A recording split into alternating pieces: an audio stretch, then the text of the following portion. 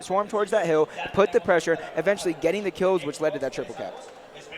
All right, we're going to see what Ghost Gaming wants to do. It's only one weapon slot available, so we're going to see maybe some nades or some incense mid-map. We'll see which option they want to take. It's probably going to be the nade route because you already have incense on the map, and I doubt we see any other power weapon. If they were to choose one, maybe a sniper, but the nades will go down. And now, those are going to be crucial because this bowl fight has already been very, very intricate with the placement of those incense and zoning out their opponents. It's been a back-and-forth fight, but I think it's going to be Praise that's going to be fighting for those nades down low. So we'll see who his matchup is going to be.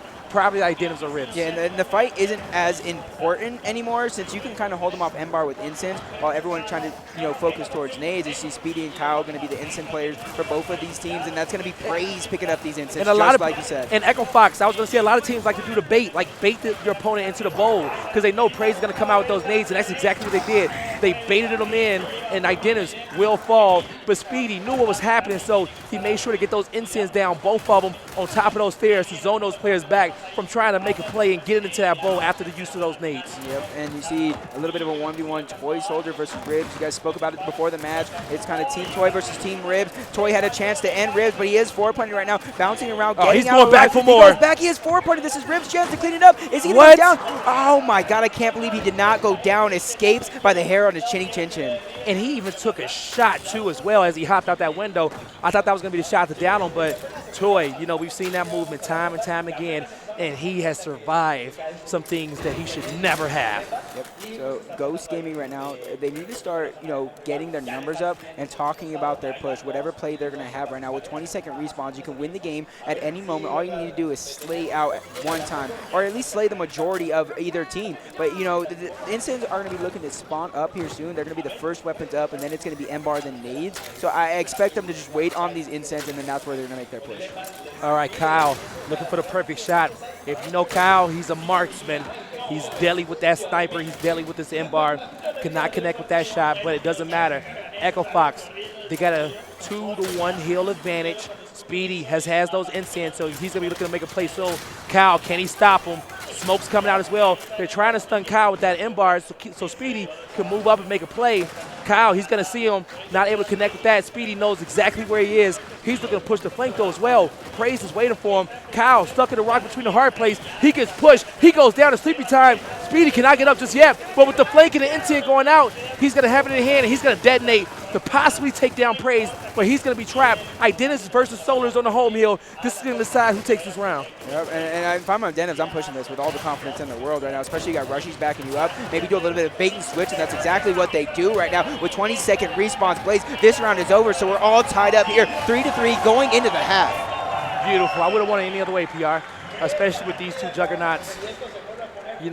Both these teams, so much preparation, so many 2K wins. And they've known for a long time that, hey, they're going to have to play each other in these semifinals. They've prepared for it. You got Fatal Strike, the newest addition as coach to Ghost Gaming. Ghost Gaming lost an all-star and a legend as a coach. And Fatal Strike, he's been trying to fill in those shoes. You got big shoes to fill, you know what I'm saying? Some big shoes, right? Even if those shoes are a size 5, they're still big shoes. 8.5, come on. They're still big shoes to fill. All right? Now, it's not the size of the shoe, it's the man who wears it. On board with Praise. Going to take some damage. He's going to fall back. Echo Fox, they make it in. Folks, this is halftime, so these respawns will be back down to 10 seconds. Identis and Speedy, they pick up a triple together. It's only one member of Echo Fox up, and that's Franchise. He's looking to fall, and he will. Ghost Gaming, they may opt to do a 2-cap. I don't think they're going to press for the domination, but Toy, he wants Ribs. He's like, yo, it's a reason why you got dropped, and he's trying to prove it, and Ribs is getting pressured. He's on the defense. He's playing it smart, waiting for a teammate to get there. Can Toy make it out, or he's going to get Ribs with the back A? Toy is going to fall. Now you got to say, who made the smarter play? Ribs. He knew that he didn't have to challenge that 1v1. He says, I'm going to just back up. I'm not going to give you nothing here. That's that knowledge in your head right now. It's short respawns. It's only 10 seconds. He knew one of his teammates died. It was probably sleepy time. Jordan, don't worry. Don't fight it. I'm coming to get you. All right, Praise looking to help Solars as he's getting chased down, running like a poodle with his tail between his legs. And now Praise pushing forward. Identis is going to fall. Echo Fox with the 2-to-1 hill advantage. They're looking to push forward. Identis falls as well. Rushy's going to look to decap this E-hill. No power weapons on the map, just stock weapons and 10-second respawns. Rushy's going to take some damage, fall back, trip cap coming through. It's going to be a fight on the home hill. Nobody's at E, and Echo Fox will take round number 7. Not the worst thing to happen. Obviously, you don't want to lose these rounds, but now this is Ghost Gaming's opportunity.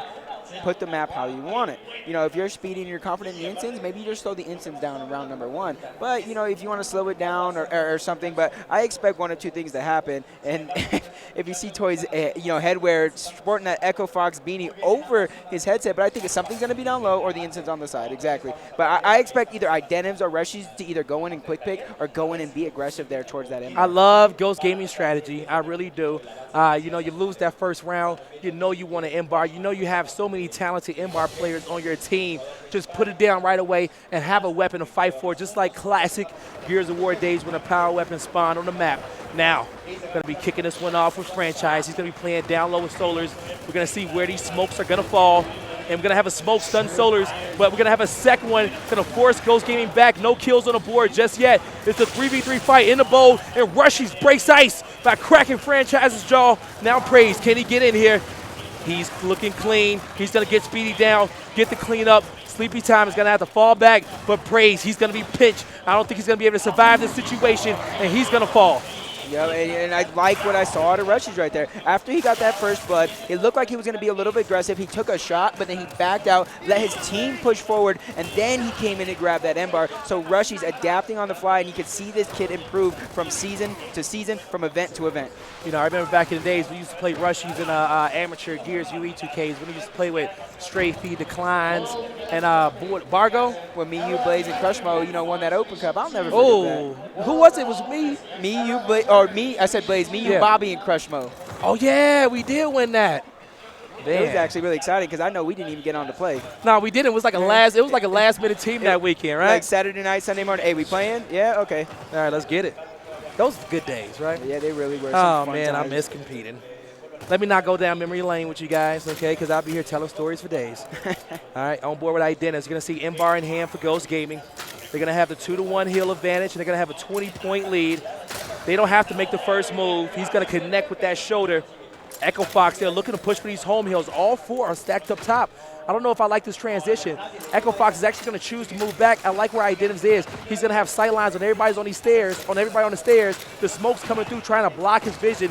He's going to get the call out. Echo Fox doesn't have too many moves, and Ghost Gaming knows it. And playing that smoke perfectly. Rushy's just waiting on the other end as Franchise ran through it, and that's something I always try and tell these players when they ask for tips. It's like when you see a smoke, you want to use your A button as little as possible because you don't know if somebody's waiting on the other side. As soon as you press your A button, that gives the other player the shot advantage. Identis going to clean up that kill, but him and Rushy's got double M-bars. This is going to be nasty. Toy's going to fall. We know they're the sharpshooters. He's going to dodge Franchise, looking to get the back A, not able to. Franchise full red. Identis on the defense for the neutral hill, looking to connect with one, but going to miss by an inch. The time, the points. This is looking good for Ghost, but they're going to start the turtle. They're going to give up E. Nobody's in position. Solars is the next closest member. They know it. Here comes Franchise. He knows he just has to push straight up, and he's going to get one kill, but it's 207.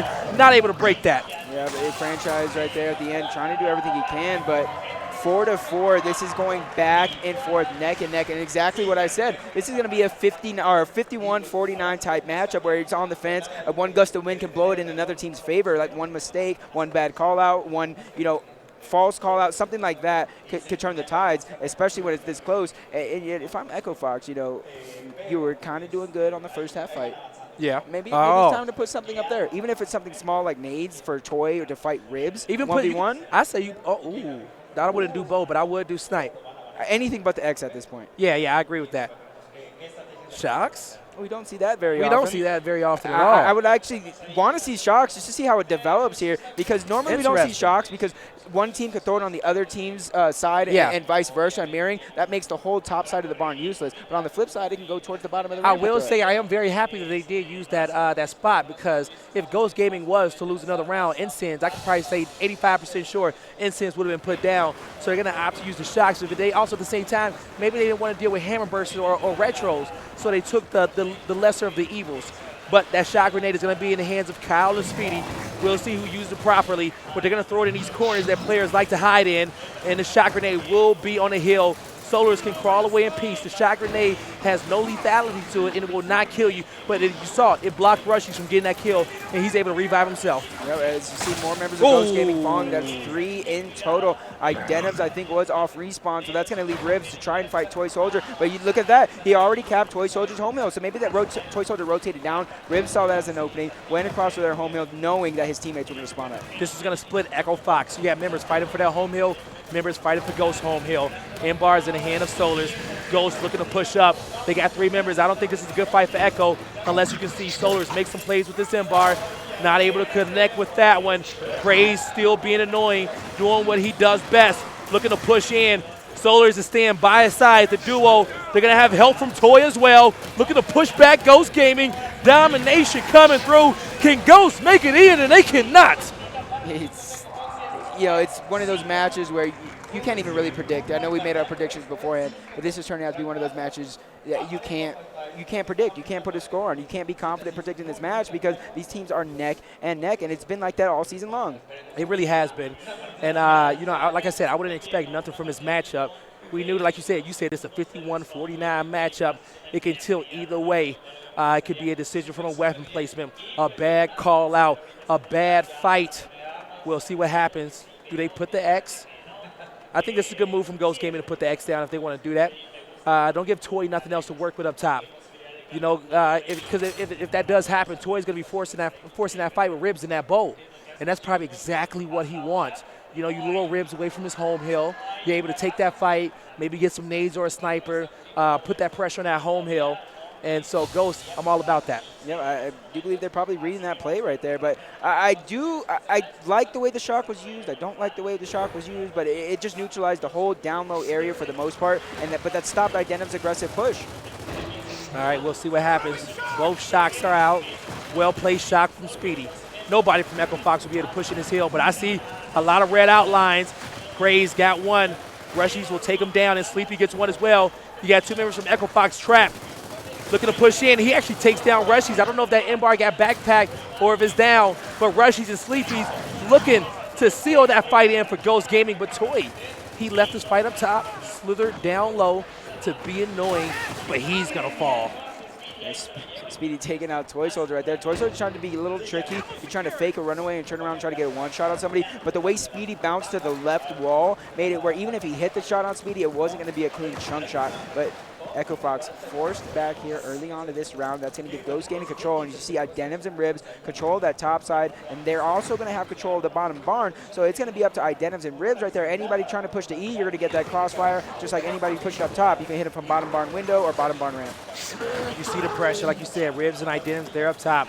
They're going to funnel Echo Fox down into this E-hill. Praise knows he cannot push mid-map. He needs to help his team. Rushies is waiting for him, but he does not care. Looking for a second. He's going to fall. They trade off. Ghost advantage on top of that E-hill. Fran is going to push through, looking for the flank, regrouping with Toy. They're trapped, but they take out Ribs and even a fight. But Speedy was quick on the reaction. Fran 1v1 with the strafe. That classic Gears 1 strafe back A, and Speedy shuts him down.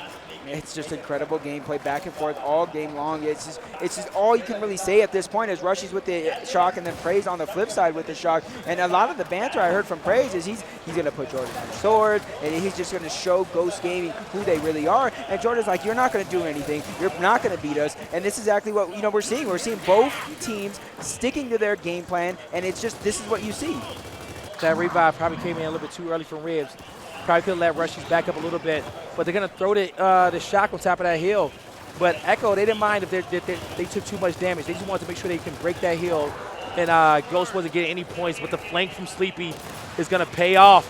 Him and Rushies work together, and they're going to win those fights. Kyle, where you looking? Rushie, quick on the reaction. That was the push coming in. That was basically a 4v2. Oh, with 5 members dead. of Echo Fox dead. So it's 5-5, Blaze. If Echo Fox wins around, Ghost is going to win around. Echo Fox is win around, Ghost is going to win around. But it's going to be up to Ghost Gaming here to stop that pattern if they want to win this series, because if it keeps going back and forth, back and forth, back and forth, that's going to end up with Echo Fox with a 7-6 victory. Ooh, quick maths. All right. Let's see. All smiles on Ghost side. Let's see what the weapon placement is going to be. Ooh, maybe they're going to be confident, put something big. You still got dual spots up top to use as well. I see nade sniper or a big weapon. I think nades would be a good option. More likely it's nades because I know Franchise doesn't want to make the map chaotic. He just knows that these rounds are close. Like you said, they're back and forth. So he just wants to keep it similar but different. But honestly, I may have even put the incense down, to be honest with you, just because the fact is that you still have that dual spawn up top. Now, will Ghost want to put dual incense up top? Usually if you do that, you'll grab those incense and rotate them down low to the fight, or you'll use those incense to overextend and fight for those home hills. But we will see. But maybe Ghost doesn't matter because that's, like you said, almost like a speedy call out to put those down, and he doesn't play that position. You see he's going to be rocking that third spawn, so he's going to be in action down low in barn. But Solars, you're going to have a member from Ghost. I think that's Rushies. I see that Kim, that ball-headed Kim in that corner, waiting for somebody to come around. Ghost has advantage. They pushed Echo Fox out. But usually Echo Fox, when they do this, is to play for the nades and then play for a retake. But Ghost responds with 2 kills. I'm kind of shaking my head right there, Rushies. You kind of need to get out sooner. Your team won the fight in the middle of the map, so all you need to do is just play big fight control. And that is huge by Kyle. That really was a big fight as members of Echo Fox were all falling in Sleepy Time, threatening the triple cap with a meat shield. So Kyle has to go big against this right now. And Sleepy Time actually choosing to drop the meat shield because even he knows sometimes you get one-shotted or chunked through those meats. Oh, and Sleepy, D-Hill broken. And this is where Ghost Gaming has to be careful. They have a tendency of staying on that home hill too long, and maybe they're learning their lesson right here as you see them backing off that 2 hill, rotating towards E, and it's smart play by Franchise. If you know you're going to die, backpack that M bar. That's one less thing you have to worry about. All right, close game. Ghost Gaming with a 50-point advantage. They have the 2 hill cap, and that's just growing. Echo Fox is not getting any points, but Echo Fox fans, don't worry. They're playing for a domination, but Speedy and Identities do not care about your feelings. And they're going to clean up those kills, and Ribs gets 1 as well. Kyle on a defensive stand at E. He's doing everything he can, bouncing around. I know Kyle recently switched to Claw, maybe before Dallas or maybe after Dallas. He switched it up because he wanted to have better movement. He wanted to be able to move around just like teammates like Solars, maybe just like Speedy and Rushies. Fran trying to defend his home hill. He needs help soon. He gets 1. Here comes Praise. Toy's going to be in the hill as well. A shock through placed low at the bottom of the stairs to prevent any extra Echo Fox members from getting up there to help. Now you got 2 downs and you just have to clean up those kills, but they're crawling away, and Praise with the flank. He gets 1. Solars and Kyle, they get kills as well, and Echo Fox turns this around just when you thought Ghost Gaming was going to go up 6-5. They're going to get resuscitated. Yep, and you got to think what happened. You had 2 shot grenades, you had all control, but somebody on Ghost Gaming was not watching S4, and Praise took advantage of that. Now they're threatening the triple cap right here, but as I say that, you know, it's going to be a hard-fought battle. Speedy going in, getting a tap, getting a chunk, Sleepy Time on the stairs, getting that kill on Praise, so that's huge. So it's going to be Toy to be able to counter with those nades. Is he going to connect? He connects with one on the other one on Speedy. No, he is not, so heads-up play by Speedy, but if I'm on the side of Ghost Gaming here, I know I don't have to worry. If you look at the score, almost a 100-point lead. Once you cap this hill, it's over. Sleepy gets another one. Ghost Gaming looking to take this Echo Fox. The question is who's in position to get that home hill, that F hill, and I think Praised already knows that they cannot get over there to that side, that this is going to be a lost round. The whole team knows it. They're going to just start to discuss round number 13. Yep, and I said it before this round, Ghost Gaming is going to have to break that pattern if they want to win this map, and that's exactly what's happened with 2 straight rounds. They put themselves on map point, and if they do this one more time, 7-5, I think that's going to completely deflate Echo Fox. I agree with you on that, PR. So let's see. The dual spawns are available. This is kind of tricky. Basically, I'm telling you Soldier what he wants, but if he puts that sniper down, that's going to be a franchise pick. Franchise pick with second spot. Usually picks it up. But Toy's been on fire. He's been playing that position.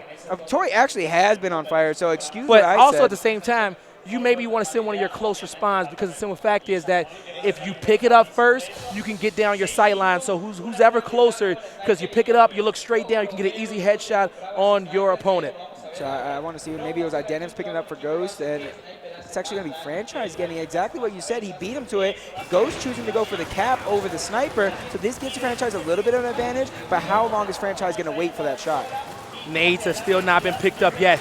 Toy, you're going to have Praise get a kill. This is coming down to the wire. Identis with the cleanup. It's coming down to a crazy fight. Rushies, he gets a double. Fran, big 1v1. You need to win it, big fella. Ribs is going to run, and that's a smart play from him not to contest that. You know your team has an advantage. You know you got a franchise on the ropes. He's full red. 20-second response. Echo Fox needs to bounce back. Fran, he's panicking, but at the same time, you know what? He didn't get no help as well. That play right there, Blaze. Oh. He knows he's going to die. He's going to backpack both snipers in this game. So that is huge by franchise, even though he died. The little things, and we said it's a 51-49 matchup. Identiv's in-bar in hand. Ghost Gaming opting to play for the 2-cap. They're going to be patient. Identiv's going to chill down his ramp. He's going to be calm. New sniper is spawned up in 30 seconds. New in-bar, 31 seconds. Ghost Gaming is in position to get both weapons. Echo Fox, they're overextending. They want to go for a home hill setup. Can they get across in time? I do think they have a chance to get double across, ribs. but not when things like that are happening. Now you take your numbers advantage, exactly. You one push. by one, but Praise is going down, but he's going to get taken out by Ribs. Ribs is playing his life right now, going up against his former team, and he's showing exactly what we said in the pregame show. Ribs is going to make a statement here, saying you shouldn't have dropped me. I wasn't the reason you guys are doing bad, and I'm going to prove it here in this matchup. Domination coming through. Nobody in position. Ghost Gaming takes map number 1. Veli, my man. Veli's, Mike's not. All right, it's all good. Though. Like I said, you know what? I want to end it with a perfect throw to Veli. God dang it. Come on, okay, Veli. my mic is on now. There Okay, we go. Ghost Gaming. I'm going to tell you now, I did not expect that. That was huge plays from Rushies and Speedy. PR, what are your takeaways? Like I said, it's a back-and-forth match. Literally, the simplest mistake can lose you a game, and that's kind of what we saw right there with those double kills with the frags from Ribs right there, and then eventually getting a third kill as one of his teammates were taken out by Praise. So overall, this was like a nice back-and-forth matchup, but it came down to who was more clutch when it mattered. Bet you, man. I wish you would have saw those nades and how they was tossed.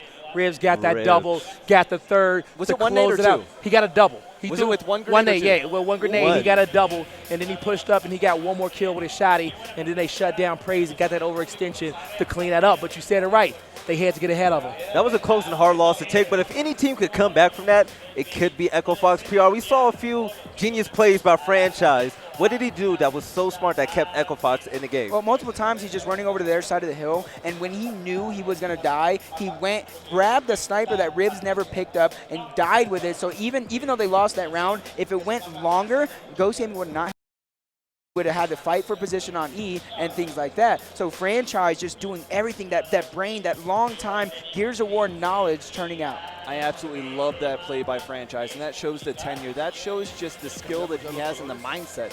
Being proactive as opposed to reactive, not allowing them to pick up that sniper, and, you know, kind of thinking a few steps ahead, and that's what we've come to expect from franchise. Yes, franchise, he kept the game alive. He extended the game multiple times by going over and capturing another hill, but map 2 will be on Foundation. What can we expect on that map, Blaze? I said whoever wins Foundation is going to win this matchup. Really? And I stand by that.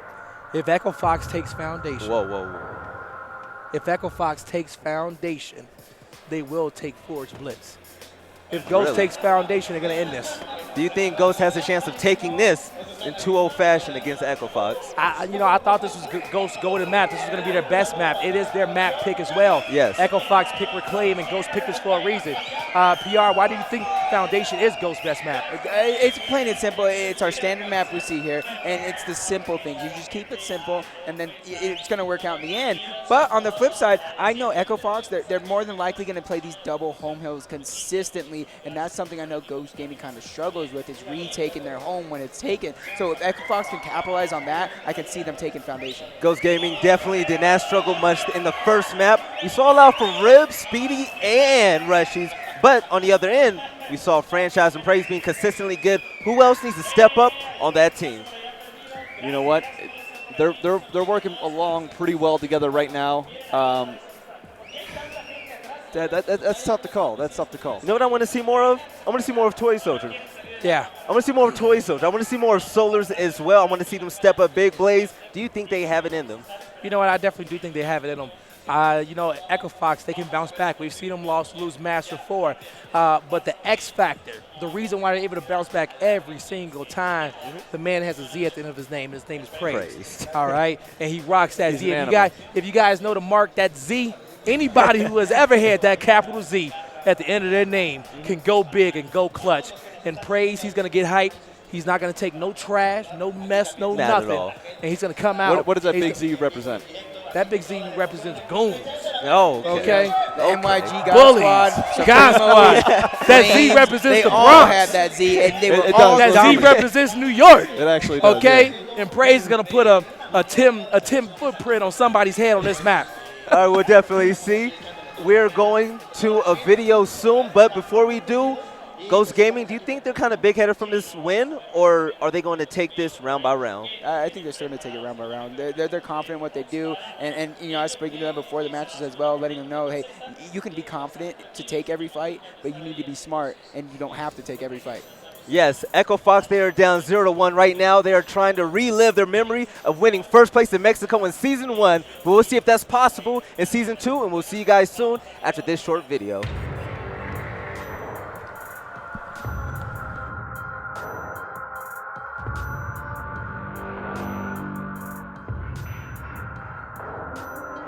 If we had a secret weapon, I would say preparation would probably be it.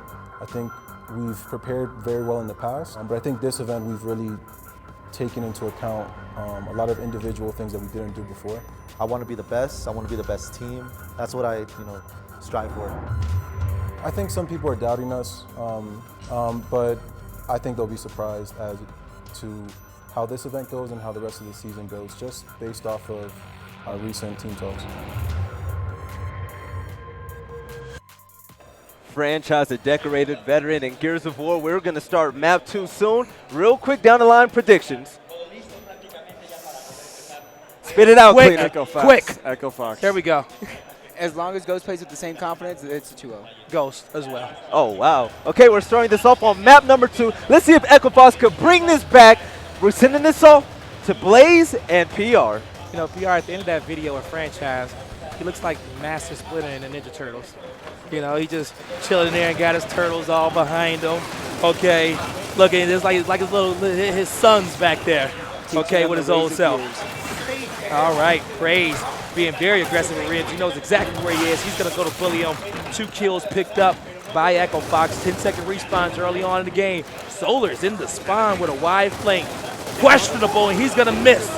Oh, will Echo Fox pay for that one? That's what happens when you're too aggressive off of the 10-second respawns. He got caught by the people they killed, so you can't let that happen. But that's actually a pretty good smoke by Toy. He bounced it off the wall because he knew it was going to be a quick explode. It's going to be a smoke screen for him to run away. All right, Toy putting himself in a position on statue. When you're in that spot, you're putting your team in a position to strike to play for those home hills. Like PR said, he knew that, hey, you know what? Echo Fox is going to want to play for these home hills a lot. And that's the beauty about Foundation. You can have those rotations. If you can't win a neutral hill, the home hill is always a viable option to lock down both of them. But big fight. Praise, sleepy time, the last man up. He's going to fall. Echo Fox gets control over this B hill. Domination coming through. And you still have a Ghost Gaming member back there on statue as well. They're looking to get this pinch in. And that was Ribs. He was waiting for his moment to strike. Speedy taking out Franchise. That's going to be Solar's taking out Idenez, with Ribs being down right there. But that's going to be a save from Speedy. That you see the 2 members across from Echo Fox right now, so you know you killed at least 1 member. So you know there's maybe 1, maybe 2 members over at B. So this is where your chance to rotate towards B and then get your second hill. But Ribs continuing the pressure, trying to take out Critical Kyle. But Kyle turns around, gets the chunk on Ribs, and gets out alive, as you see. 2 hill advantage for Echo Fox. They're going to have B. Can we get an overhead map view? I think we're gonna have the players stacked. We got 2 top tables. Fountains is covered by Echo Fox as well, so that's not gonna be a viable route. They're actually trying to funnel Ghost Gaming down mid-map or to these home hills. Solar's on the defense. He knew he had Toy Soldier mid-map as well to get back and strike. We're gonna see if this pinch comes through for Echo Fox on Ghost Gaming. Idenez and Speedy, they pick up 2 kills, and those are kills in open. But the kill that Solar's just got will keep Echo Fox in. Domination coming through. We're going to have B Hill in his A Hill get broken. Even matchup so far. Both teams trading off kills, but Echo Fox will win this fight. Yeah, if you look at the score, they do win off of 1. Not saying they should turtle back because they still need to fight for the neutral zone and maybe possibly B, but you definitely don't die for it if you're going to win off 1. You need to pick your fights, play your team game, use your numbers, especially since you get a kill on Ribs right there. You have the numbers advantage and just continue to use your numbers. Take the next 2v1, take the next 3v1. All right, Praise. He's going to drop one. 3v3 fight. 4B. Identiv's in the back lines trying to support Speedy. He's fall. Not enough lands to support Identis. He's going to fall back. Ribs coming in for support. They know they need to get into this B hill. You got a wall of Foxes looking to hold them back. Can they get through? You're going to have Ghost. They get to the B hill, but it may be too little too late. Is anybody in position to get that A hill? I don't see it being broken, but it is going to be one Ghost member over there maybe, but too little too late. Echo Fox takes round number 1. And that's what you got to do if you're Echo Fox. You got to set the pace, especially going down map number 1. You got to set the pace here in this match and string together not one round, but maybe a couple rounds in the beginning. Get Ghost Gaming flustered, get in their heads, and that's how you're going to be able to run away with the rest of this match. Don't leave the coach hanging. Don't reach over there for it. Get that positive energy going. M-Bar, you knew it was coming. I like it. I'm all about it. I think this is an incredible strategy from Ghost. As I've always preached, losing the first round is not the end of the world. It's actually a beautiful thing if you make the best of your opportunity. And every time it has happened, Ghost lost the first round on Reclaimed. They lost round 7 on Reclaimed as well. Each time they put the M-Bar down, and they have thrived from it. We're going to see what happens. You have some of the best M-Bars on your team Yeah. in Rushies and Identities, but Solar's getting at first 2 kills. I almost thought he was going to chunk his teammate right there, that he was just so antsy, but he gets taken out by Speedy instead. Speedy a chance He for a gets huge a double kill, for you. and he's not going to stop, but Franchise is going to be that one to put the halt to his aggressive play, and that's going to leave Identities in a 1v2 situation here. And if I know Identities, he's going to try and play it smart, possibly get back out unless he's cornered, but he makes me eat my words. Almost gets the chunk on Franchise. He does get the down. He's going to be able to pick up the kill. Full red Identities making plays. He knows he has the help from Rushies and the rest of Ghost Gaming, so he's not even scared to pick up that M-Bar while full red. I'm surprised he didn't go for the revive. Ribs knew that when you're going to go for a revive in a position like that, you need to stand in front of your teammates so you can take the blunt of the damage, especially when he has a power weapon. He will cover your body. But Ribs knew that he just crawled back and he wanted to stay alive in that situation. Now Identis with M-Bar and a 2-hill advantage for Ghost Gaming. Identis, he's going to be very passive.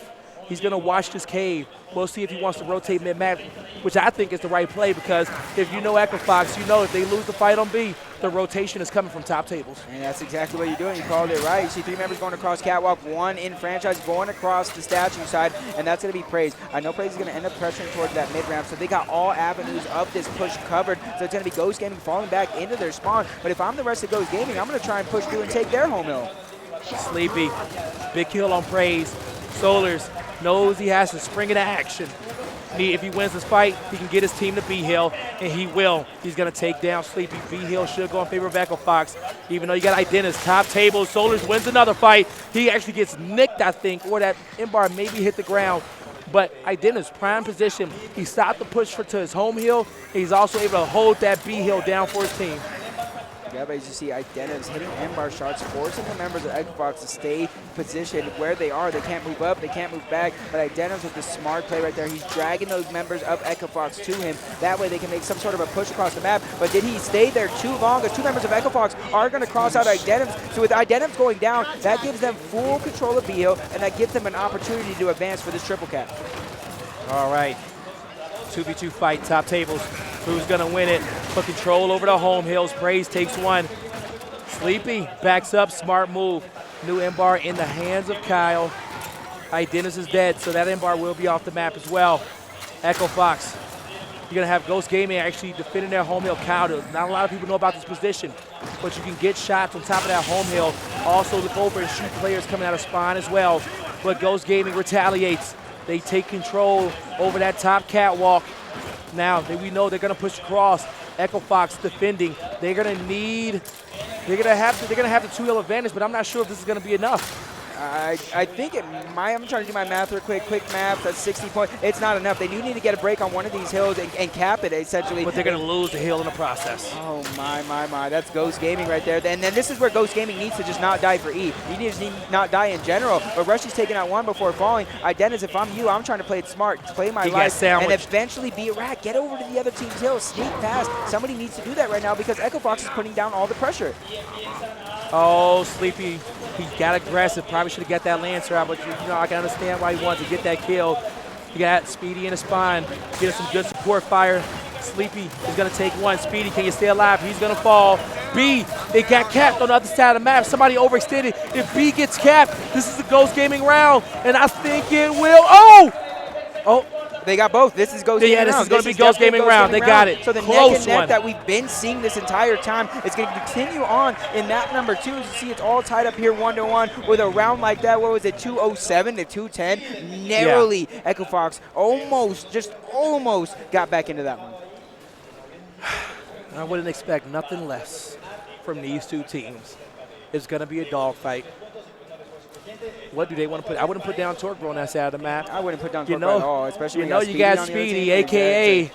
Red Arrow. It's not that maybe – I just think Speedy is better than with a Torque Bow individually than every member of Echo Fox. But I think he's better than every member in this entire matchup. Yeah, probably. Actually, not even probably. Definitely. I think he's better than every member in this entire venue in this pro circuit. I will say that Speedy has the best Torque Bow in the league.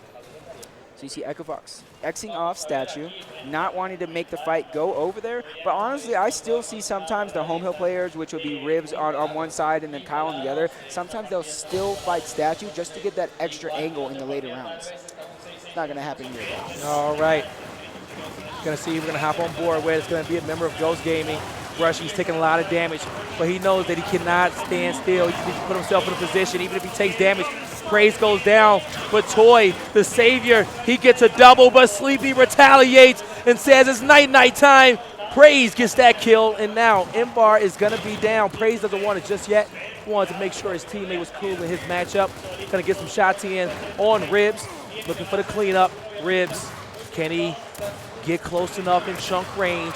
Echo Fox, they play it. Oh, Rushy's on the flank. Just waiting for Rushy to go off right now. I know he's going to up-A this shot eventually, but no, he's going to get down beforehand. Speedy doing everything he can to save him. He's going to get Solars. Is he going to be able to get this double kill? But Echo Fox has this 2v2 here at B, but they're putting that pressure on. Taking out Speedy over the cover. I think Sleepy Time is in a bad spot, but he does have help from one member of Ghost Gaming, and they're going to take out Toy together. So that's 3 members of Ghost Gaming collapsing on this B hold. It does look like they're going to come out on top, but Franchise going down. Praise doing everything he can to at least get that 1 kill. He grabs the meat shield. It's going to quickly be taken away by Sleepy Time. He is put full red, and I expect Praise to fall, but if he keeps movement like that, but no, they actually didn't use their numbers right there. So that was a hard-fought battle there. It was actually a double initial. And what a double initial is, Blaze, is you do your first initial, right? But if it lasts long enough to where you're still fighting, which is what Ribs did right there, you do that double initial. You don't cap your home hill. You just completely go down mid-ramp and B-ramp once more, and then you re-fight it all over again. And that may have actually been a triple initial. That fight went on for so long. It went on so long that nobody even had the time to pick up Mbar throughout that midst of that chaos. And you're going to see Ghost Gaming pull away with it. Sleepy being passive, just trying to defend his hill. He has all the sight lines. The smokes need to come out for Echo. He's not able to connect with that one. Going to connect with that shot in Solar's shoulder, but the hill will get decapped. Oh, you need to connect with it. Oh! Oh! Don't do it to him, Speedy. 1. This is illegal.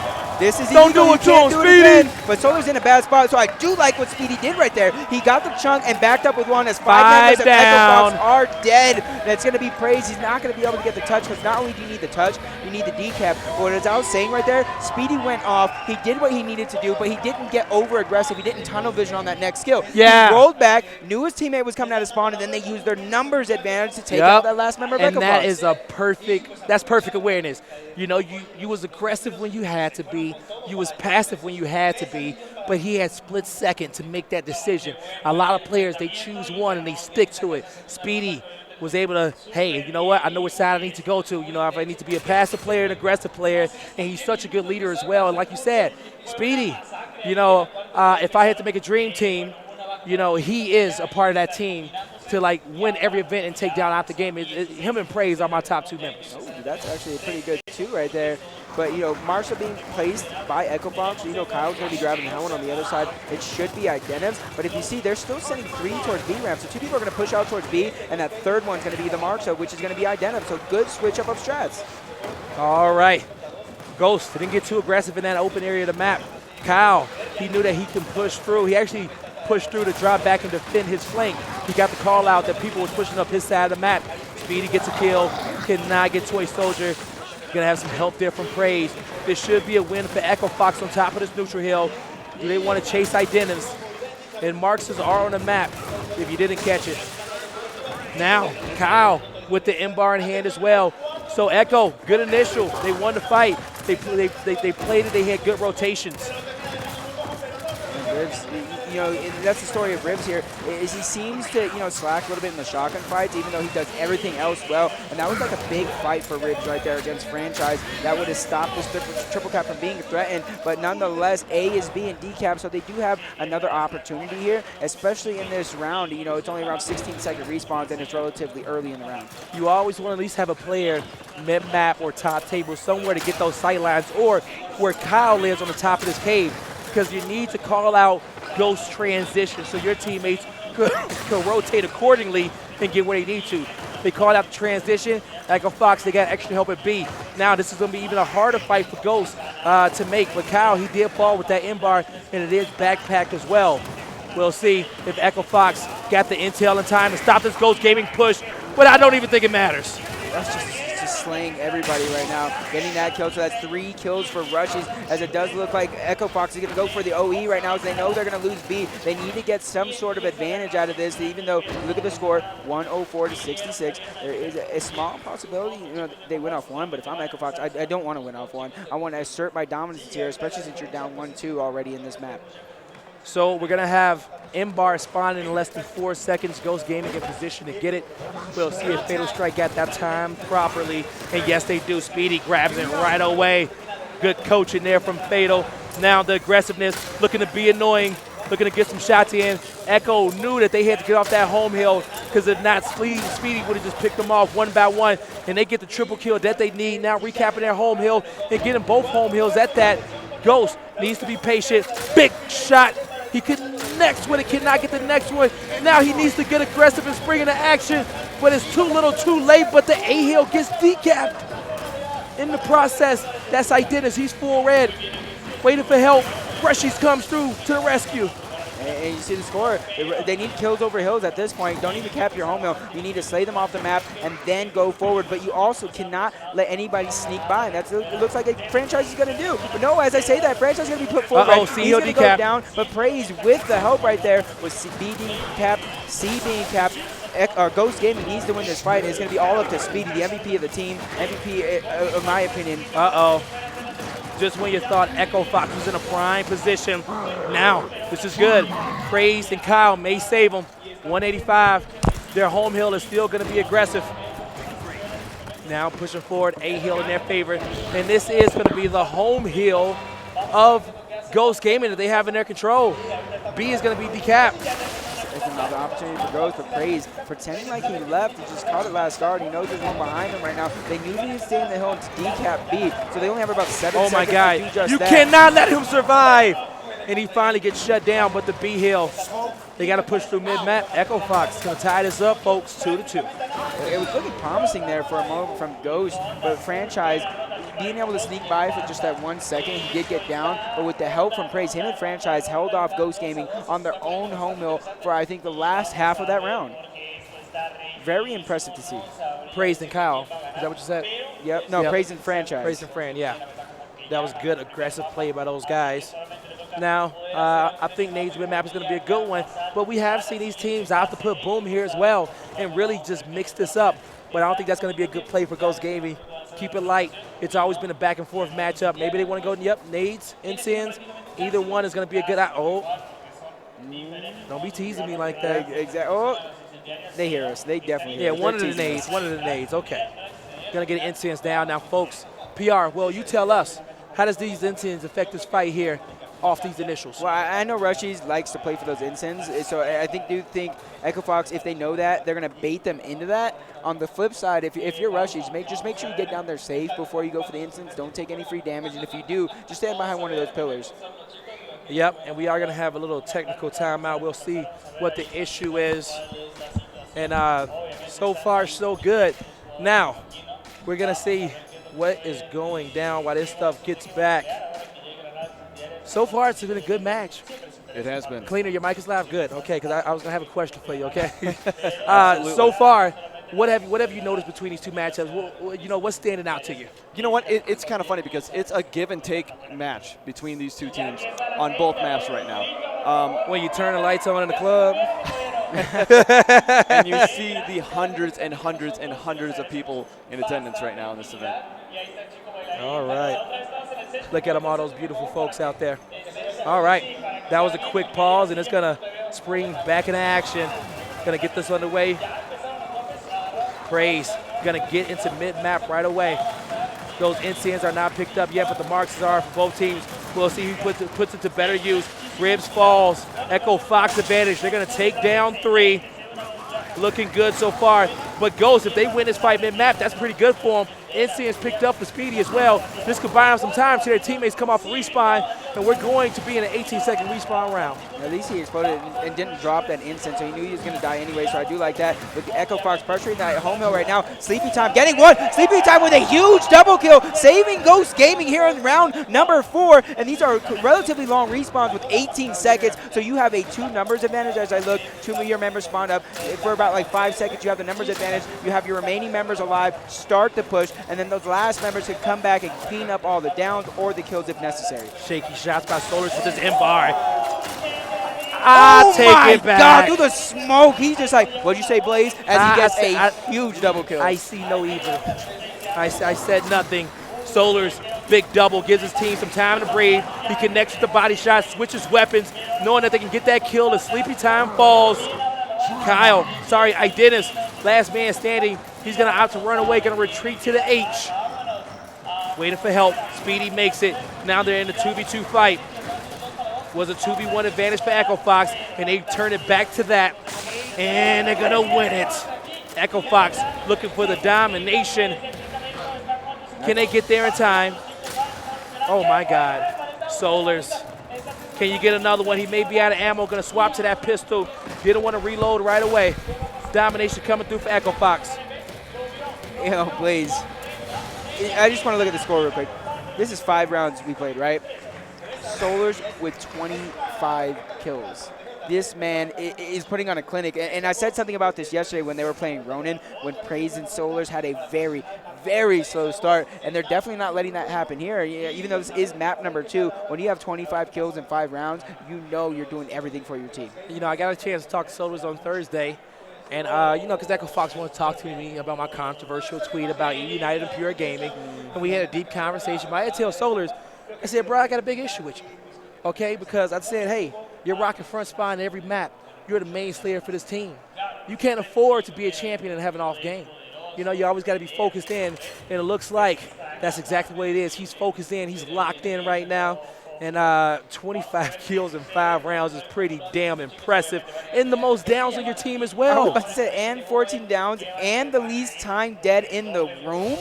Solars is showing why he was formerly of Optic Gaming, coming over to here to Echo Fox, showing why he has that potential. He has everything in his skill set to succeed. He just needs his team to back him up on it. All right.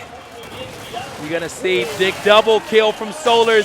He makes it 27. Now looking to clean up these kills and open. Only hill cap for Ghost Gaming, but that really means nothing. Boom shot picked up mid-map. Echo Fox looking to close this out. Go up 4-2. Close range action. Dennis is going to fall, and Praise said, don't you ever think that you can embarrass me like that.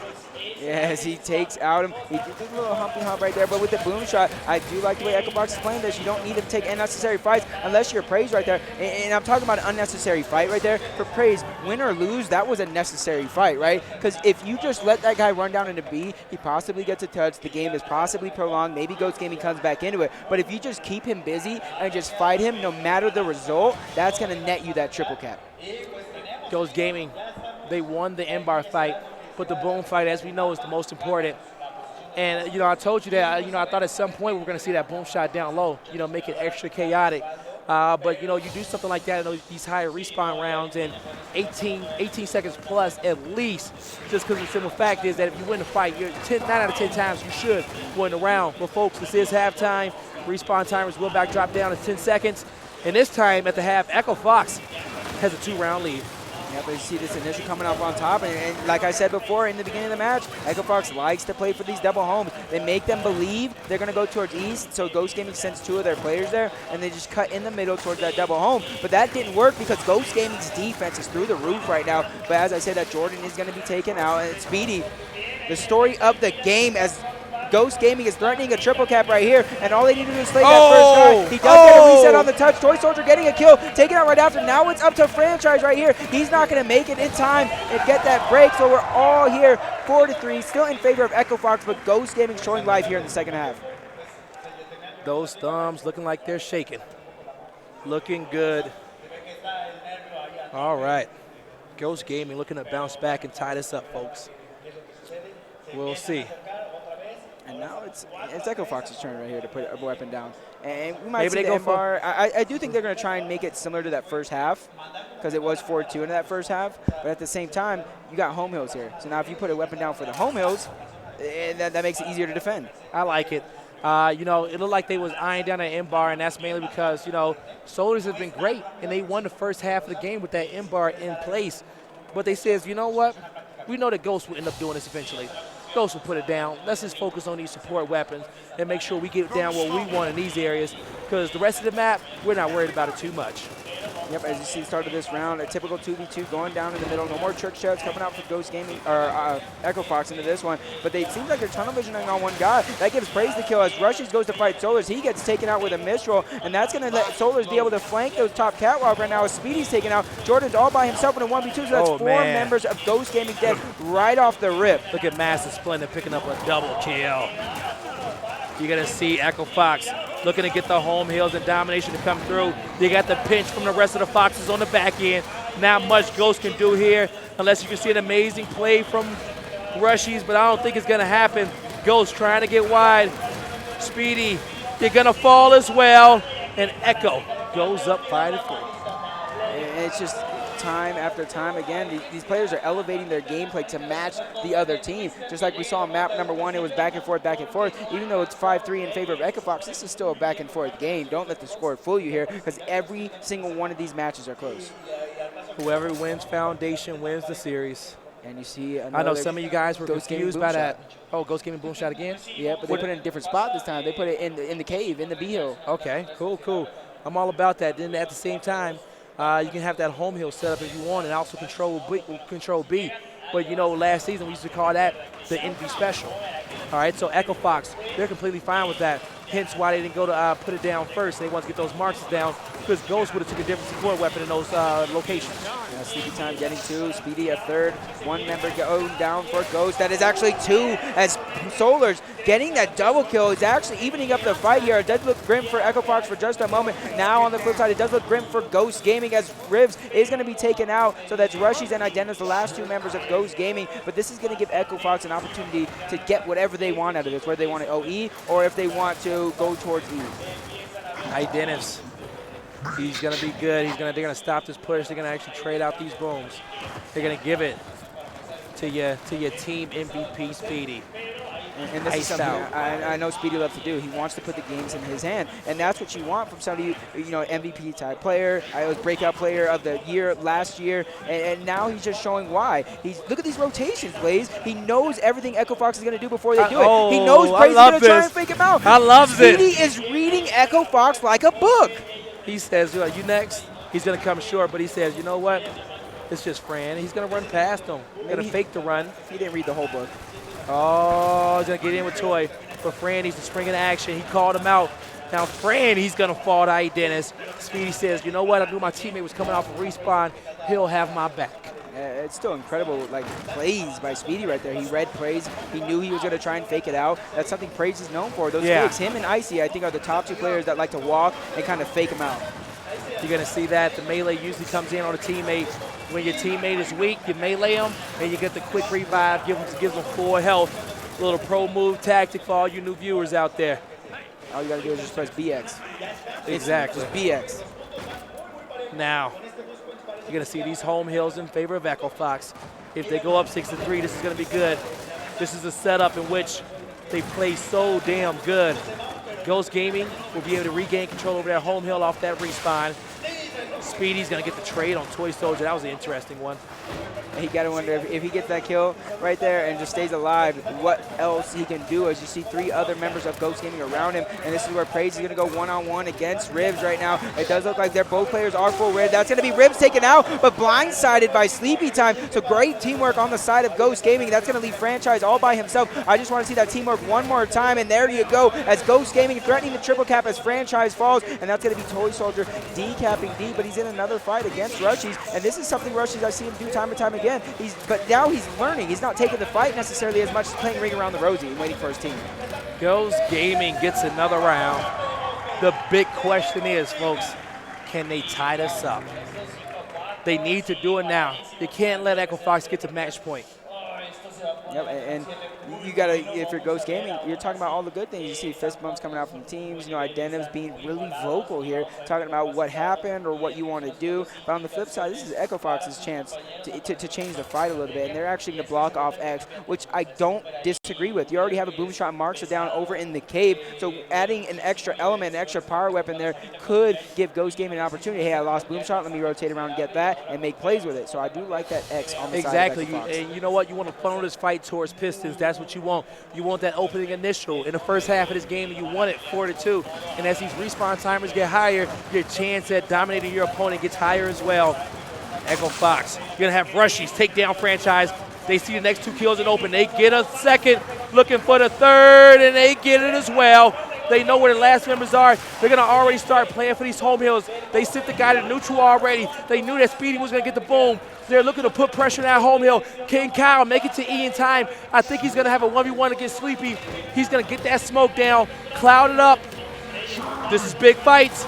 It doesn't even matter. It doesn't get there in time.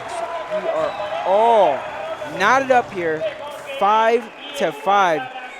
It is just neck and neck, and it's literally replicating one another. One team wins round, one team wins round, one team wins round, one team wins round, and then one team wins 2, the other team wins 2. So this is looking like to be one of our closest matches here of the event so far. This is, like I said, I wouldn't want it any other way between these 2 teams. We've had both maps tied up 5-5. Last time, Ghost pulled away with it. But I do believe no team has won 3 rounds consecutively. I think maybe in this map, but we'll see if that streak is broken. If you look at the stats right now, Solar's with 35, and the slaying leader is going to actually be Sleepy Time, followed up by Speedy. It's not something you normally see. Ooh, Speedy with the least or second least amount of kills. You like the sniper map play? I do, but at the same time, I don't think it's going to be as big as you'd think, because the boom shot is still on the map. So maybe those plays to be a little bit of a distraction. We'll see what happens. Sleepy on the flank. Solars takes down Rushies. Speedy knows he has to play this careful, but his teammates needs his help as soon as possible. Maybe, he's going to make the flank. All 5 members of Echo Fox there. The boom shot and play, but Sleepy Time, I like it. He grabbed snipe, he backed up, and he took that snipe. He was going to try to see if he can get a headshot on that boom when it was picked up, but the boom is not even picked up yet. So he still can get that headshot. Nobody has it in a player weaponry, but he connects the shot on Toy Soldier. He missed his opportunity. He has to reset. Now, boom, in the hand of Franchise. Yeah, but he knows he doesn't necessarily have to die for it, especially even if he gets that kill. Franchise is there with the boom shot, using it quickly as Rushies rolls into him, and he should try and get the second one. Unable to get the kill on Ribs. That's that Ribs movement. We've seen it since years ago. Oh, don't let him get a kill. And now he's going to be able to get the kill. No, but he wasted a lot of time, and he wasted a boom shot that Franchise could have put to better use. And Ghost Gaming has the lead. I had a lot of questions, about Franchise boom yesterday. I think they were playing Ronin, and his booms were just so suspect. He needs to make better use of them. Long-range boom shots is what he was shooting out, and especially that right there. Long range, but you just kind of got to make sure you get a kill with it. I don't like shooting those boom shots when you got a 2v1. That's another way to And he had point distance. out. He was enclosed and open, a lot of open air. You don't want to shoot those boom shots there. But big fight at Statue, one of the first fights at Statue that we've seen all game. And it's looking like Echo Fox is coming out on top. You're going to have a member fall. That's going to be Ribs. He's going to go down. Now, Sleepy Time, top tables, he's about to get pinched. You're going to see it here. He's going to fall as well. Now, 2 cap advantage. At this point, I think we're going to see Ghost Gaming push for these home hills. Yeah, especially since, Echo Fox has their numbers on that side of the map. But if you look at Echo Fox, they're quickly rotating, especially since the boom shot's going to be up in roughly 40 seconds. They're preparing. So even if Echo Fox loses E to Ghost Gaming, they're trying to make sure they're set up for boom shot ahead of time, especially since it's close. Toy Soldier with snipe, new boom in 30 seconds. Worst case scenario, he needs to make sure he puts himself in a position to at least stop that boom grab. Soldier's going to let Sleepy go past. He calls for reinforcements. They get that kill. Man advantage. Toy top tables. I like this positioning. And he does have that hawk eye view over that. And he did connect with the shot, I think. I think he connected with the shot on Speedy there. So that's a great shot as he's moving. Praise getting 2 kills there himself. Oh. And Solar saving Praise. So you like to see Echo Fox Wolfpack, or in this case, they're Fox packing all the way around the map as you see the save. And this is where Toy Soldier's going to come to effect. Identity's going to get E. Yeah, he's going to get that touch, but that's smart by Toy to not fight that. He knows he doesn't need to contest it. They do have the lead. And with Boom Shot coming up here shortly, Solar's going to get it. You got to sit still. Yeah, exactly. Don't get me wrong. He would have died if he sat still. He knew that the guys were coming off respawn, so that was his play. Yeah, I got a question what Ghost Gaming can do to come back in the rest of this round, especially with a boom shot on one of the home hills. They do win off one, so if I'm Echo Fox, I'm not trying to die for anything other than the one hill with the boom shot. Roughly 10 seconds left before Ghost Gaming has to get a touch. Sleepy Time's going to be blindsided by Praise, and this is all over here, so it's going to be a 6-5 lead in favor of Echo Fox, but we already seen this once almost last season where it was 6-5. Ghost Gaming was able to tie it up 6-6 and eventually take it, but can they do that again? We're going to find out now. PR is coming down to the wire. So far, so good. Echo Fox, that was a good play. It's going to come down to this opening initial. I want to see front spawns. That's who's going to change the tone of this matchup. Do they take off Marksa? I think both teams sniper, because that way if you get sniper like Sleepy Time did, you could chuck those nades in there either on the left side of boom, right side of boom, and that'll either prolong it for getting boom or even net you some kills. And last time we saw 5 members from Echo Fox flood that boom shot. Their initial plan was to get both home heals, so they didn't have to be in the open if they didn't need to be. They just had to be fighting there, but they're going to choose to take the marks off. I saw you turn up your nose. To me, that kind of question, because like the marks on the Bull Talk are essentially the same thing almost, except for the marks so you can get them red faster, but the Bull Talk has headshot potential. So I kind of question it. I would like the nades to be placed, but you have Identims, probably the best Bull Talk in Gears of War history. Go to Solars. 40 kills. He needs to go big for his team. He needs to continue to go big for his team. He gets 1. He gets 2. Quick reactions, but he's going to fall. The Botox. The Cowboy Identis picks up some kills, gets some downs. 3, all 5 dead. You're going to get the boom shot to the home hill. Sleepy gets the E hill. Ghost Gaming capping up all hills. Who's going to go to F? Going to be in position. Fran, it's up to you, but your spawn shield is gone in 2 seconds. A boom shot is waiting for you, and you're going to get iced. You saw Solars go huge, opening up with 2 kills, but as I just said before that happened, you have the best Bull Talk in Gears of War history in Identims. He gets the first down on Solars, gets the second down on the other member, turns around and helps get Kyle. So Identims not really getting the kills themselves, but he was the reason why 3 of those kills were picked up. And if I'm Echo Fox, I get that Bull Talk out of there right away, whether it's a hammer burst or the shock that they're showing. I don't want that Bull Talk, because if you look at who's on Echo Fox and who's on Ghost that's going to grab that Bull Talk, they are simply outmatched by, I don't even know. I can't even create a word for it. They're just outmatched. You know what? I'm trying to figure out who do I want to kick it off for this round. But, I'm just going to throw it over to our expert Gears analyst, Waldo, who's observing behind the scenes. Waldo, you pick, brother. Who's going to make the play? I don't know what's going to happen. It's going to come down to a big fight here in open. We do know that. We'll see what's going to happen. Solar is 42 kills. He got 2 kills off those initials. That's what he needed to do for his team. Hammer burst down. Marks is off the map. Nobody wants those hammer bursts. Ghost Gaming puts 3 mid-map. Echo Fox puts 2. They're going to put 3 people through mid-map. Toy Soldier, quick pick on boom, but Praise falls. And Solars does what Solars does best. Oh, I thought Toy was going to waste that boom, but I love what he's doing right now. He's grabbing that boom. He's going to rotate out, let Franchise cap the home hill, but Toy needs to be the aggressor with his boom shot for Echo Fox. He needs to be the one to make the play, but on the flip side, it's going to be Speedy for Ghost Gaming. So either one of these members of this team is good to watch, but Toy Soldier take it out. He was the boom shot player for Echo Fox. 2 members of Echo Fox do stand. Round number 13, 22-second respawns, and that's J Rims right there. Former member of this team making the plays happen early on with these 22-second respawns. It is going to be a 5v3, but Toy Soldier's going to come off that respawn. So if I'm Ghost Gaming, I kind of want to back out. But as you see that, the entire Ghost Gaming army is coming in right now. 3 members dead, 4 members dead of Echo You Fox. gotta go Last big, member Toy! destroyed. He's going to get the He's dice, gonna but it's fall, not enough. and Ghost Kyle is Gaming taken out. takes down Echo Fox 2-0, and this crowd erupts. Oh my God. Ghost Gaming wins 2-0 against Echo Fox. PR, Ribs made a statement right there. What happened on that last round? That last round, Ribs just going in, staying alive. Toy Soldier did get the boom shot, but he died to sleepy time. Toy wasn't even able to put that boom shot to use, and that's when Ribs and the rest of Ghost Gaming swarmed. 2 people swarmed up the mid ramp, 2 people swarmed up the B side of the ramp, and when I'm thinking, hey, you might need to back up and reslay, I see 2 Ghost Gaming's pit members pushing up towards that ramp, and they just, from there, it was just over.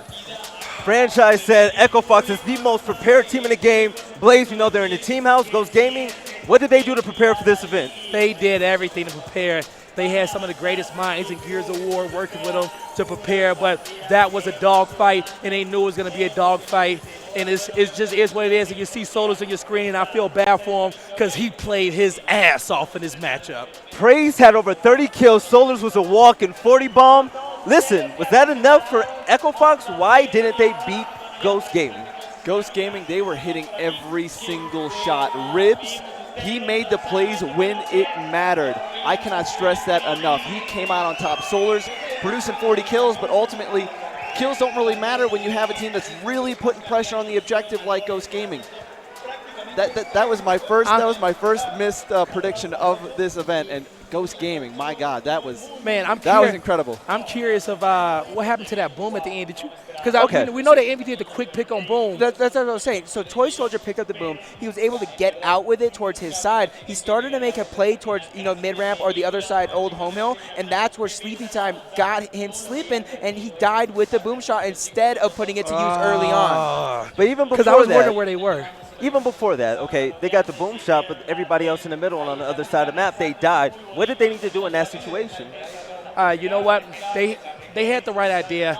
It was at a point of just trading off weapons, reset, having a breath of air to just come back and make a play happen, but it just didn't work out for him. Sleepy made a big play. Yeah, so congratulations to Ghost Gaming for finally beating Echo Fox 2-0. We're going to send this off to the main stage for an interview with the winning team. Wow, what an incredible victory for you. How are the feelings right now? I'm like breathless right now. Like I'm still trying to catch my breath. It was a lot of adrenaline, and we played like a team today, and it showed. What do you feel was the turning point for you guys to take out Echo Fox today? Well, it all started before we came to the event. The boot camp, we knew what maps they were strong on, and Vamos a ganar este torneo, cabrones.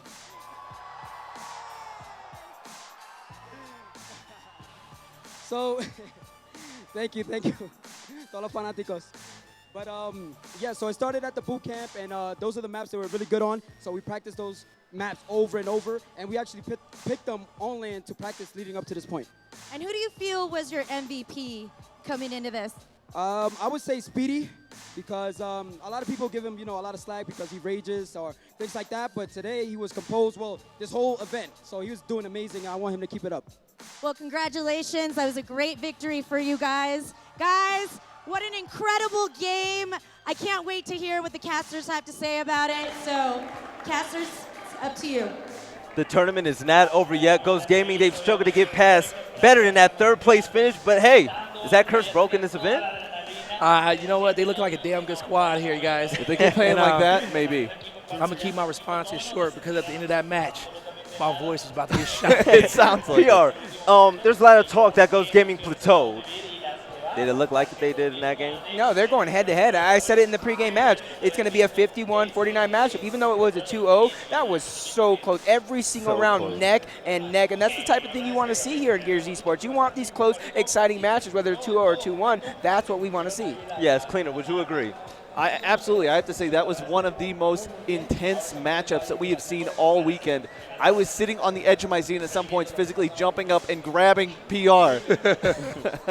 Absolutely incredible gameplay. But even though Echo Fox lost, I would like to give Solus Okay, Solus have 40 kills. Yeah. Obviously, that means nothing if you lose. Blaze, what does Echo Fox need to work on moving forward? you know what? He did his job. And Echo Fox, man, you know what? They played great. They played as a unit. You know what I'm saying? The kill, the stat line, you know, everybody did the job they need to do, but it just came down like PR said, man, 51-49 matchup.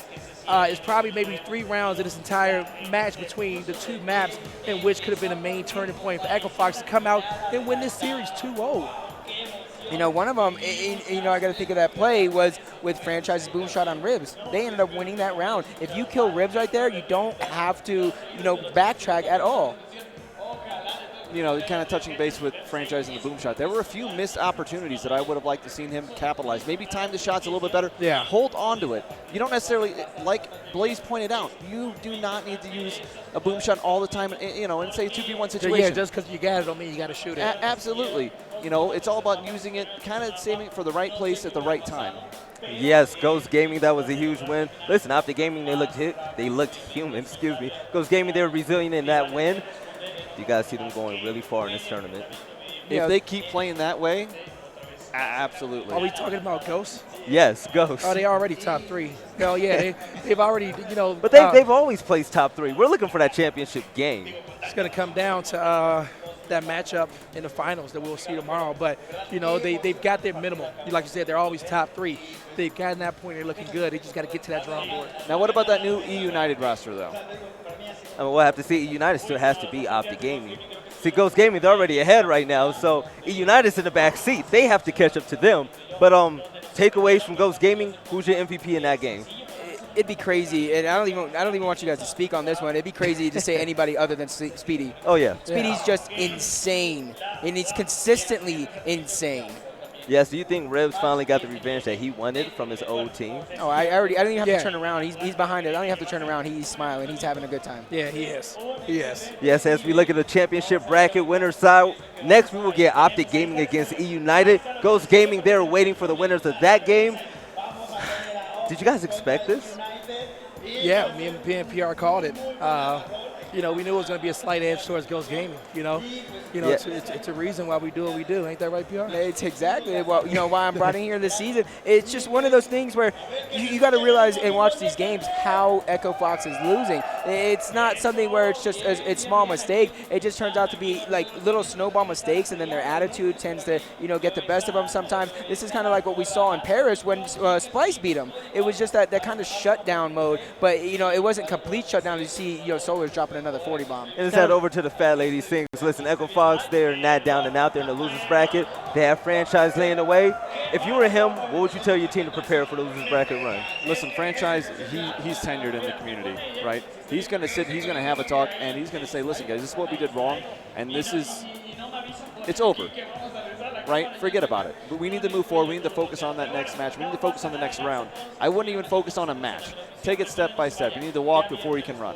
Yes, and looking forward to the next match, Optic Gaming against E United. It's a game I've been waiting for this whole weekend. What are your expectations? Well, you know what? I've been excited for it, Val. And, you know, I'm going to have a lot to say during that match. Oh, you're casting it? Yeah. There we go, PR. I will Will see, you be here? see if I do. I won't be up here. It's been okay. said. But, you know, my prediction is you can't bet against the green wall. Who knows? I might hand this Really? match. I might hand this match over to PR. We'll see. Because, you know, if you really think about it, any time that it looks like they're going to slow down, they just speed up. Okay, we will be going to our feature station soon. We have Era Eternity going against Robes. But, I mean, E United, do you think they have a chance against the green wall? All right, you know what? Green wall, they're the green wall. Until E United comes up. You guys and are All right, no, all right, but all listen, right. but Let me listen. say this. What team has not lost the map all tournament? E United. E United. Exactly. But what team has won 5 events? Optic. Okay. E United didn't No, exist it's all a those new other day. events except the No, last one. no. I agree. But I'm going to go with the proven track record. Now, E United, they're playing phenomenally, but I want to see them. I want to see them in a matchup against Optic. Yeah, so we're Then looking at we'll talk.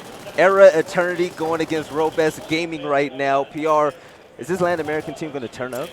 There's a huge possibility right now because I was talking with Era Eternity, you know, multiple times. They're my dudes on that team. It's just, it doesn't just seem like something's not clicking. But I've also seen them come back, you know, down 6-2 to take a map against Forsaken early on. So, you know, anything's possible. It's all a matter of how they're playing right now. And you know what? Right now, it looks like they're doing pretty well. We're looking at 4-1, and you've got some seasoned veterans on this team. We're talking Eternity. We're talking, Wildy and Crushmo. You have a solid roster. It's a matter of if they're going to be competing, if they're going to be on the same page. There's a lot of different styles. A lot of people talk about Crushmo. What's the prime Crushmo that you know? What makes him so good? His intensity, his energy, his aggressiveness, all of that, the vibe that he brings to your team. I've played top 8 with Crushmo before. We played together on LANs. We won online events with me and PR and Crushmo before as well. And, it just comes down to, no matter where you are, he's going to always be giving you 100%. But for Era Eternity, you're going to need a better game out of Firearm. You're going to need Dylan making his plays. You're going to need all the players on the team to be selfless and working as a unit, and that's exactly what we're seeing. Look at Crushmo right now. 12 downs, 15 kills. Standing up to that name. To me, this is the Air Eternity I expected to see coming to this event, not the one we saw Friday against United, and then even against the team after that. I wasn't really expecting that to happen, so I'm excited to see this actually, them turning up here. They're 5-1 over World's Best, and to me, I thought World's Best was going to be a really good team coming into this event, but it does look like it's a little bit of a tie. But, as you're pointing out right now, Eternity with 24 kills, and that was one of our keys to victory for Air Eternity, is his slaying prowess.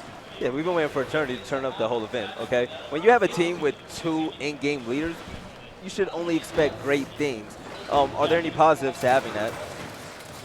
I do believe there's a little bit of a positive with the 2 great leaders, especially since one of them's usually in the fight and one of them's usually back. So you're able to control the actual fight that's going down, and then you're able to control the aftermath or the after moves if you win or lose the fight. Yes, World Best Gaming down 1-5 against Era Eternity against his Latin American crowd cleaner. Shouldn't that hype them up? Do you think a comeback is inevitable? Listen, I would love a comeback because I am enjoying this vibe in here. Anytime a Latin America team, they pop off or they win a round, the support in here and the energy is absolutely crazy. It gives you goosebumps. Your hair stands on end. So yes, I would absolutely love to see a comeback from World's Best Gaming. Do I think it's going to happen? Not necessarily at this point.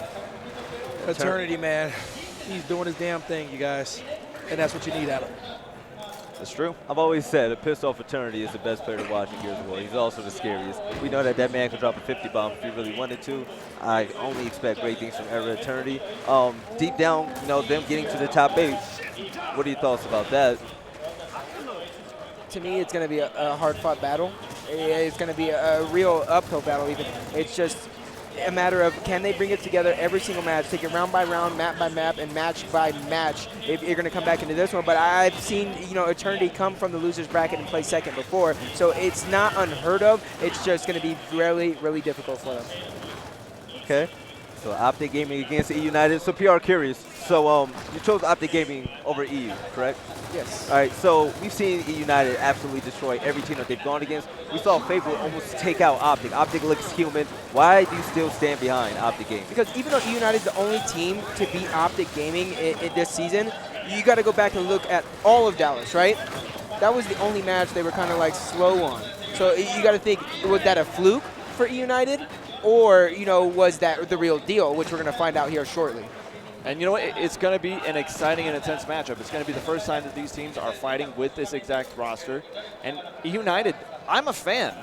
I mean, they've come here and they have put the work in. I don't want to say embarrassed, but they've played with some of their opponents, similar to Optic has. But I mean, even though Fable took them to the last map and the game was really close, you guys still don't think Optic Gaming looks weak in this tournament, Pierre? I mean, I thought they were looking better this tournament than last, but, after watching that Fable match, kind of made me eat my words a little bit. So maybe they're not better than they were last event, but, I mean, that's really still not saying much. That they're still one of the best teams in the game, consistently on top, winning event after event. And even if they don't win the event, like in last year's Mexico City, they're coming in second. Well, a lot of people said the MVP Mentu, he didn't have his best event back in Dallas. This event, he's actually going off. He's doing extremely well. Even if Mentu doesn't step up, who else can you expect to step up on Optic Gaming? You know what? Kenny's been doing really well. He's a solid player, and the thing is, he's tactically sound. He knows where he needs to be and when he needs to be there, and that's something that's imperative in these high-pressure situations. He'll go for the overextension. He'll keep his team alive, and you know what? A player like that, it's invaluable. But there's a quad MVP on that team, Kenny Bounce. FPR, you have a lot of history with him. What makes him so valuable to the Optic Gaming roster? He's just one of those players that he's just so versatile. Back when we played in Gears 3, he was our main slayer. We tried to make him our leader. Even though he wasn't really the leader type, he stepped up and did what needed to be done. You go back into UE after he dominated, with Envious, even though Denial won that last, the first event, the first finals, the ESL, Kenny was still there. He was one making plays, except for, Clock Tower, but we're not going to speak about that. And then you keep going on to Gears of War 4 when Kenny got picked up by Optic Gaming. It's just a complete and utter domination of the scene. And I would like to contribute that, like everyone shouts out mental and explosive, but behind the scenes, Kenny does a lot for the team. Okay, Era Eternity is one round away from wrapping this up. Do you think they're capable of finishing this, Kaner? Yeah, I mean, right now, let's just kind of look at it. So let's look at this map setup. Eternity, he's getting crossed out, but this 6-1 lead, since we've jumped in, Era Eternity, they've just been dominating this matchup. They have the map control, they have the rotations, and they're utilizing that team fire. You see a setup right now on the E-Hill, but Crushmo, he's going to rotate, and he's going to get up top and kind of watch button. And well, when you're down like World Best Gaming, what do you tell your team to rally, ahead to catch up to Era? You just got to take it round by round, like we keep saying over and over. You just stick to the fundamentals. Wolfpack, play your game instead of being baited in what the other team is doing. And I feel like Eternity, especially with a 30 bomb already, is doing just that. He's rotating around the map, doing exactly what he wants to do, and you got to stop that if you're World's Best Gaming. You see right there, they're kind of chasing Eternity in there, and he's already getting down Mellow in a 1v3 situation. Ooh. He gets a huge double kill. Can he get the triple? No, but that's exactly what we're talking about. You can't let Eternity do everything he wants to do if you want to get back in this one. Now, meanwhile, while that was happening, Era Eternity, they had cap on both home hills. So he's taking up 2 to 3 players while his team's running around and camping. Now look, now they have control of E. So not only is he taking out players, but he's distracting them. Every second alive is a second where he's pulling, members of World's Best Gaming away from other objectives. He's playing his ass off. He is. What would you say to the people at home that chose to not come to this event? You're missing out. A mistake. You're missing out. If you go to other Gears of War events for the passion and the love of the game, then this is one event you can't miss. No. But you do have an opportunity later this year when we return to Mexico City. Era Eternity with the domination. Crushmo is hyped. This is a great game. So, I mean, are they going to ride on this momentum to go deep in the bracket? Do you think that they still have it in them? Sometimes it takes that one win to actually bring things together. Do you think that this will work? Well, you know what? From what I understand, they still have a little bit of fighting. But, yeah, I mean, of course, momentum and energy. You're going to be riding a little bit of a high coming off of a win. Yeah, as I understand, that was the first map win. There's still a long game ahead. Era Eternity. Dylan has a killer instinct in him. Do you think that he can rally his troops to actually close this one out? I mean, World Best Gaming, you can't sleep on him. He can. You guys get one-word answers out of me right now. I'm sorry. You can. No, you're good. You're good. It's I'm gonna blow my voice out this weekend to finish off this. No event. more questions. Yeah, no more questions. for me. I'm looking for just hand signals from Guy from here on out. It's World Best Gaming. What makes them so special? For World's Best Gaming, I think it's just they're consistently sticking together for the most part. They might swap out one player or two players here or there, but they're a team kind of like Ronin, where they just stick together and they play their team game. Yes, Optic Gaming going against E United coming up soon, and we will see you guys after this video break.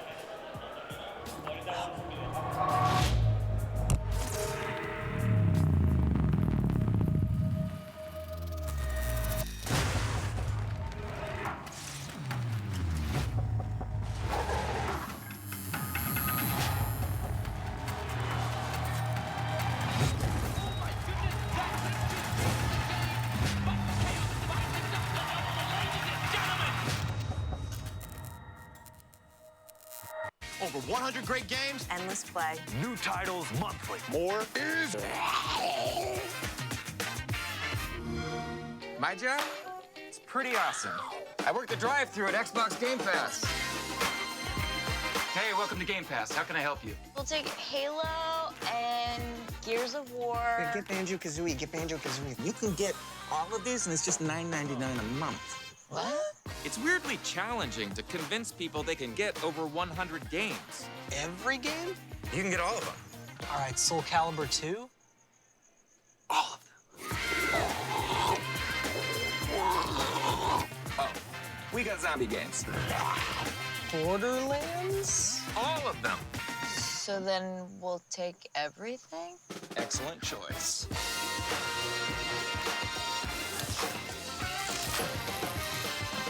I love this guy. Comes in every Friday. Start your free 14-day trial now.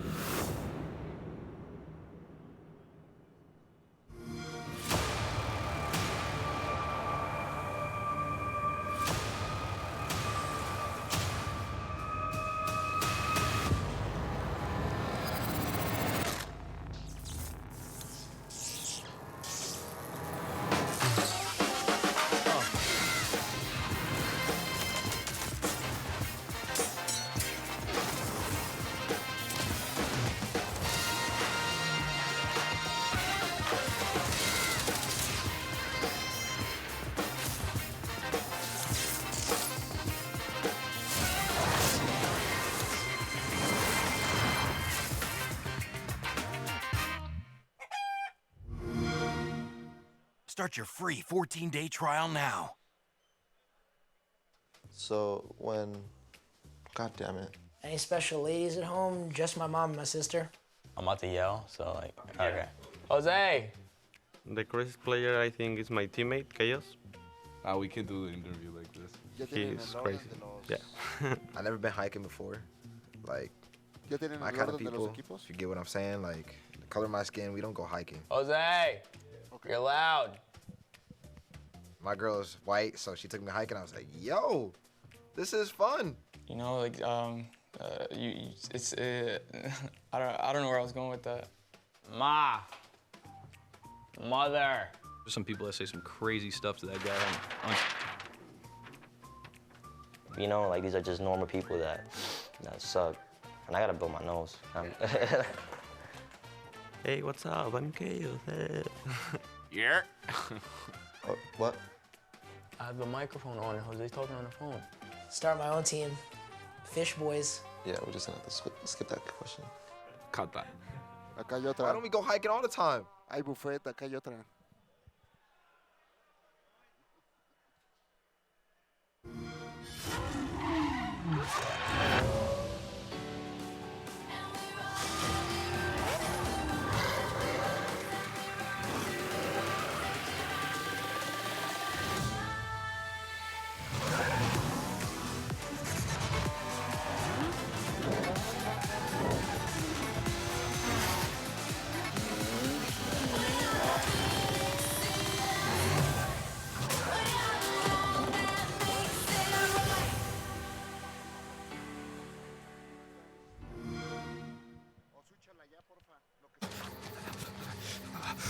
Ya va.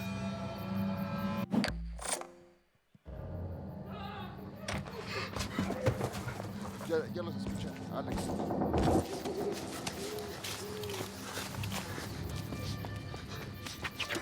My keys are... No. No, please. There you go. Seriously? Again with the car keys? You know, you don't have to help. Interact with your favorite streamers on Mixer.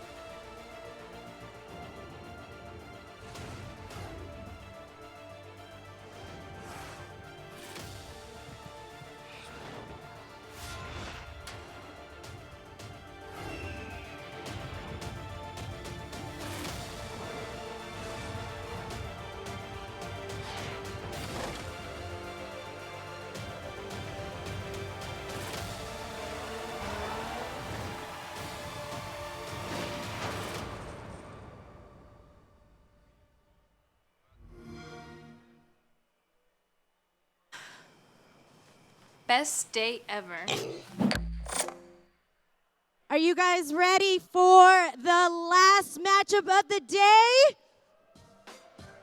All right, this matchup is probably going to be talked about for a while, and I'm really excited to bring these two teams out. Mexico, are you ready? That's what I like to hear. All right, I'm going to bring out E-United!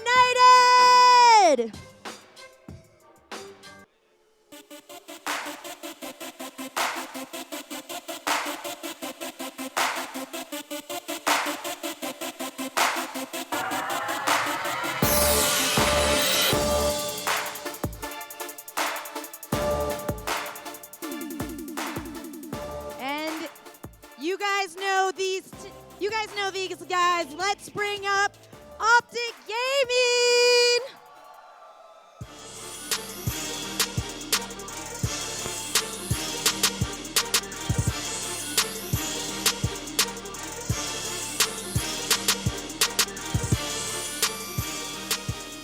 All right, Lava, I'm going to throw it to you first. Are you feeling any deja vu feelings here in Mexico City right now on this stage next to Optic Gaming? I mean, obviously, last time I was here, I was on the other side, and it didn't turn out too well. It was our first event loss in a while. So I'm looking to give them another event loss here this time. So, you know, being in this new team, anything different in your eyes compared to what Optic and those feelings of being here in Mexico? I mean, there's no like hard feelings at this point. Like, we're just gonna play our game, and like we know if we play our game, we just focus on playing the game the right way, that we can beat these guys. Like, we've done it online, and we can do it on land. Good luck, man.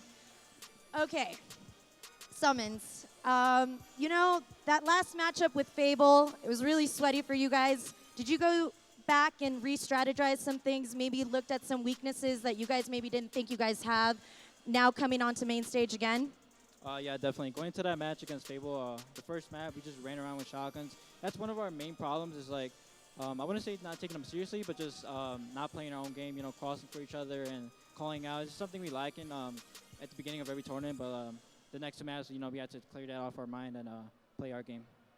Well, gentlemen, shake hands. Let the best team win, and let's get this bloodbath started. Because we've been so dominant in Gears, there's a lot of fans of other esports, like in Call of Duty, that are like, hey, those Optic Gears guys, they don't lose, they don't know what failure is. They're you know, the top of the top. So I think because of that, we're being noticed in other esports for being as dominant as we are.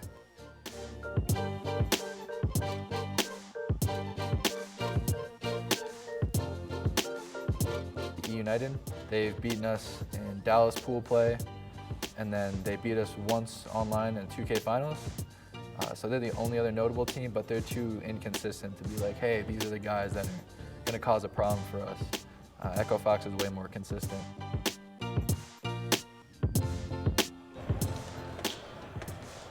We are here at the Gears Pro Circuit Mexico City Open.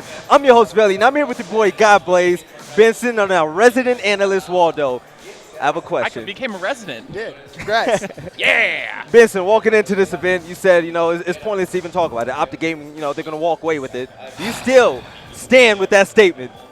No, I do not. I have seen the light, the E-United light. I have seen the ways, people.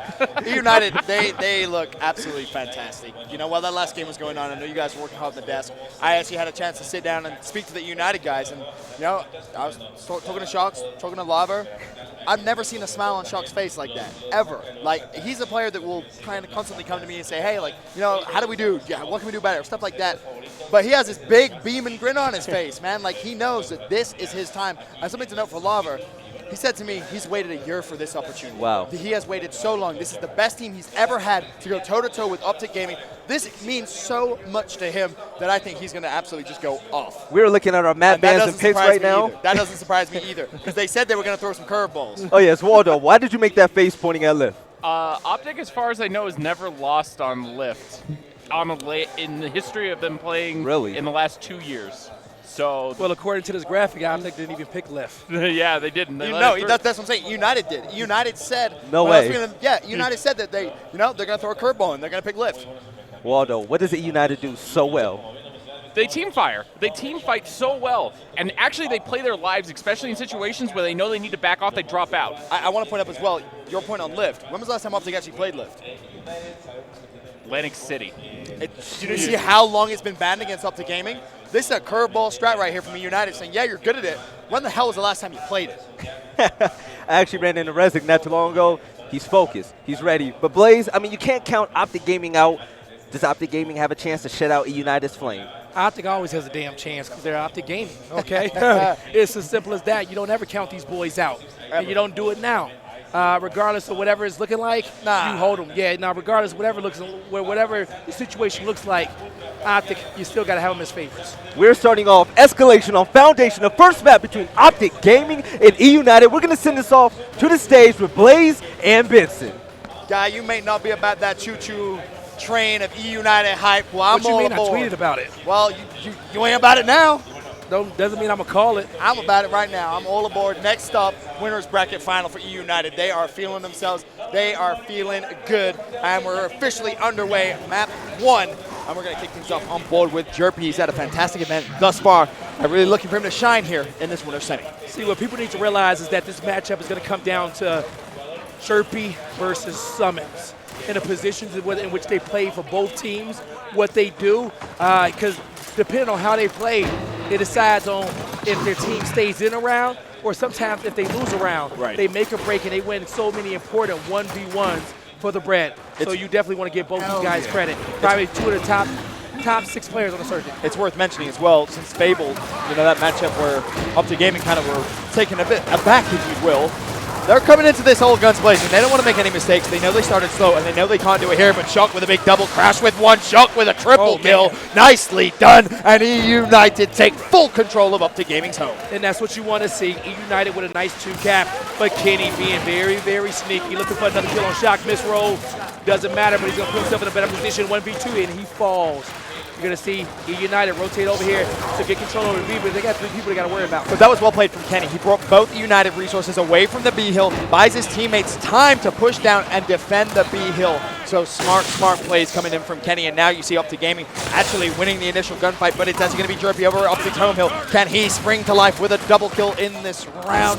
Manages to cap the hill. Job done. And that's what you want.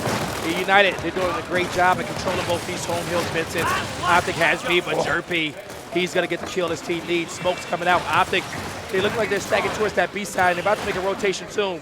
Both home hills were threatened to get decapped. C will get decapped. Yes, it will. Will Jerpy decide to push it one more time?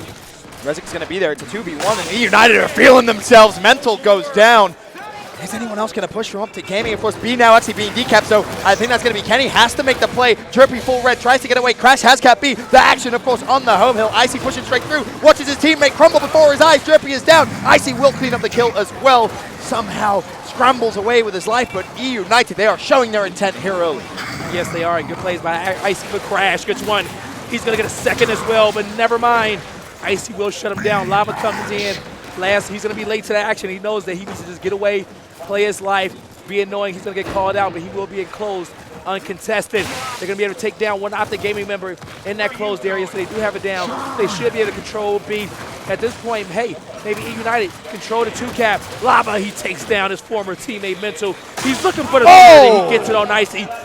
His replacement, which he does not even care about no more. As you said, this is a team in which he knows they can beat Optic Gaming with. Oh, he's very sure. And let's not forget, Lava's triple kill that just comes through there. 3 kills in quick succession. That all came from such a smart decision. He was solo pushing up to Gaming's home hill, recognized his teammates die, wrapped away, went mid-map, now on a killing spree. They've locked down the B hill, 183 to 139. Optic Gaming in trouble here in round 1. All right, as you can see, Rezik, he's been having a lights-out tournament. Optic needs to decap B. They need to get to A. They need to trip cap, but I think E United will take round number 1. Yes, they will. A fantastic start from them. The start they need, of course. E United, no stranger to throwing Optic Gaming into the losers bracket. They did it in London in Season 1. Can they do it in Mexico here in Season 2? Fun fact for you, Guy. Guess how many rounds E United has lost this tournament? How many? 8.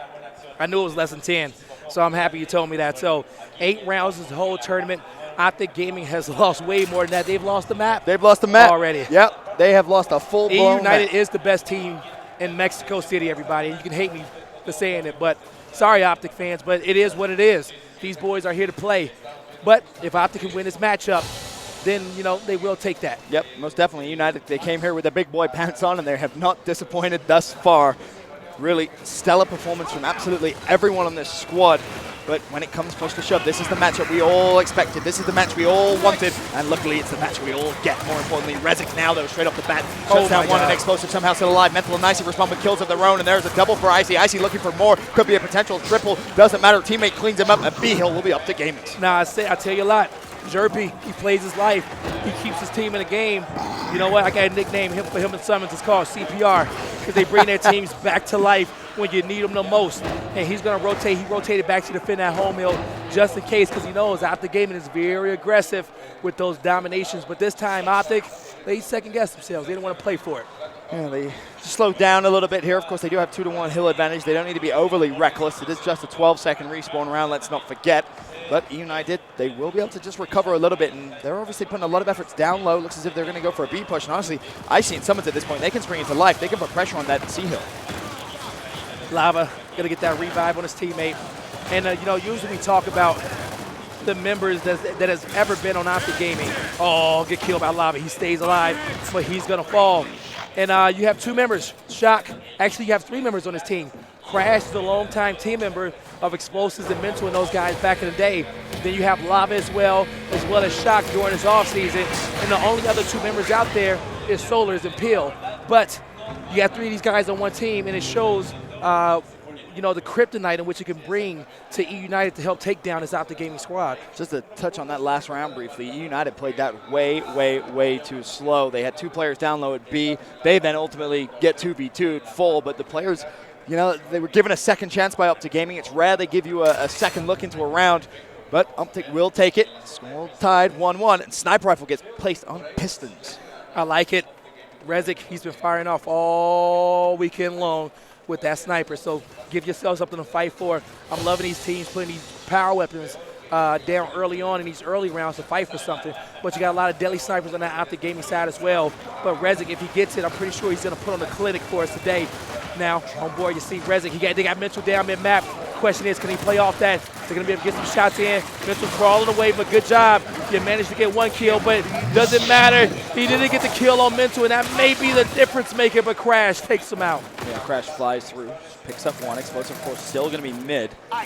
Pretty even trades left and right there from both teams. Crash still trying to put damage down on Explosive to at least give information to his 2 teammates there over on that B hill. Shock is going to be one of them. Explosive should fall.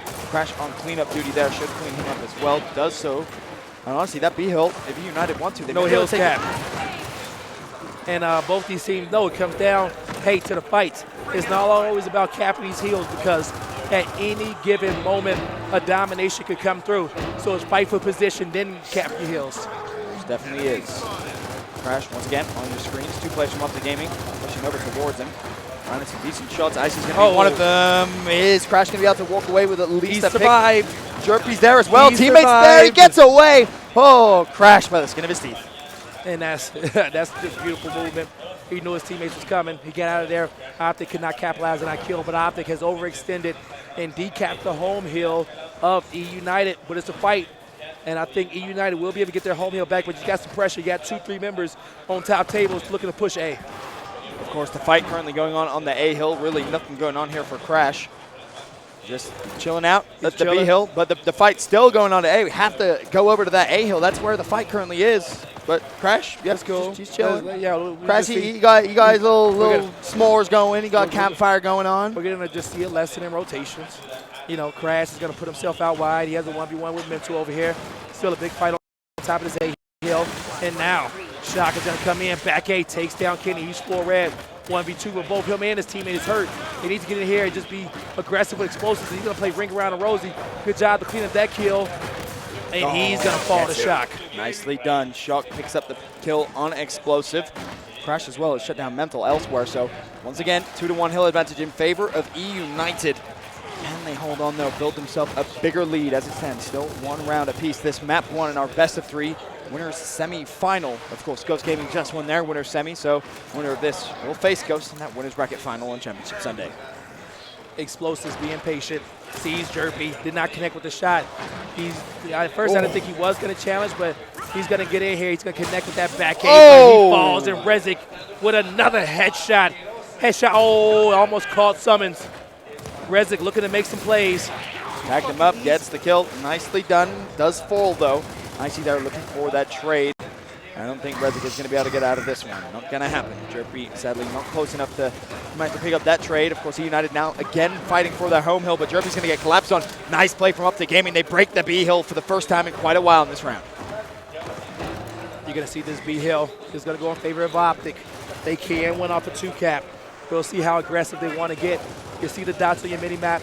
Looks like they're just playing defensive. Nobody's going to threaten E United's home hill, but E United needs to decap something quick. Oh, they need to neutralize it. They need to get a neutral. The team kill. No, it wasn't even a team kill. It was a Lava that shut down. Summons nicely done. Explosive, though, it manages to just spring into life. All 3 hills were currently under contention. A should go back to E United, but look at the score, Blaze. 188, 188. Rezik needs to push top tables. You do not go to B. You push across top tables. And you got to hope your teammate Jerpy can decap B. I don't think he made the right play in time. I think should be able to win this off of 1. He's being decapped 205. Is anyone over at C? Jerpy still in a big fight, 208. Someone's on the C hill, but it's not going to get decapped in time. And Uptick Gaming will barely win round 3. Yeah, as soon as they cap their home hills, I think we saw Jerpy go to B. Proper play at that point. At the same moment, Rezik needs to push top tables to Optic's home hill. That was the only way in which they could win that round. But Optic, 2-1. Let's see what E United wants to do. Over in the boom. That would be brave, bold. Nope, going to be Insins, bottom mid. So Sniper, Insins, and a block, what we've had so far in weapon. I like it. Let's spread out this fight mid-map. It's been a cluster so far. We'll see who wants to get these Insins and put them to good use. So far, we've seen that Rezik, his sniping is still on par. Who can win? We'll see who can get this round. Gonna kick this one off with, we'll find out soon. Gonna be a fight towards mid-map. Yes, it will. There, look at the B hill, smokes out. Shot could be first to the party, but it's Rezik that takes the first blood. Mental manages to find that pick, and Mental actually gets himself a double, and the instance claimed as his own. And this could be pretty bad news here for E United if they're not careful. Jerpy's going to fall. Up to Gaming, playing their game and playing it so successfully. You know, when it comes down to who's succeeding this round, it comes down to the play in the mid-map. Okay, who's getting that first down? Can they down Mental? Who's getting that kill on those mid-boxes between open and closed? That's been the dictator on who controls the round. We saw that time Optic got it, and they said, hey, these respawns are high enough to play aggressive. But Jerpy in shock gives their team some life, and I told you, call him CPR. He's the last alive. Waiting for the rest of his teammates to spawn. Optic looking to put some pressure, but they don't want none of it. Yep, they back away wisely. Don't want E United coming off spawn to team wipe them 1 by 1. So C Hill now controlled by E United. Will they be able to push over and B in time? Explosive is ready and waiting. Someone's going to be called to the party at any moment. It's a 1v2 momentarily. Note Icy and Mental actually a ton of Up to Gaming resources down here with B. This is going to be a tough fight for E United, but Rezik is going to win the first one. That's Explosive that goes down. Rezik instantly traded by Mental. Icy there to assist. Jerpy once again, one of the last players alive. But in fact, now 3 players from United want to collapse in on B. They need to be careful here. They're coming a little late, and Up to Gaming will slay him down. And that's going to be 4 members down for E United.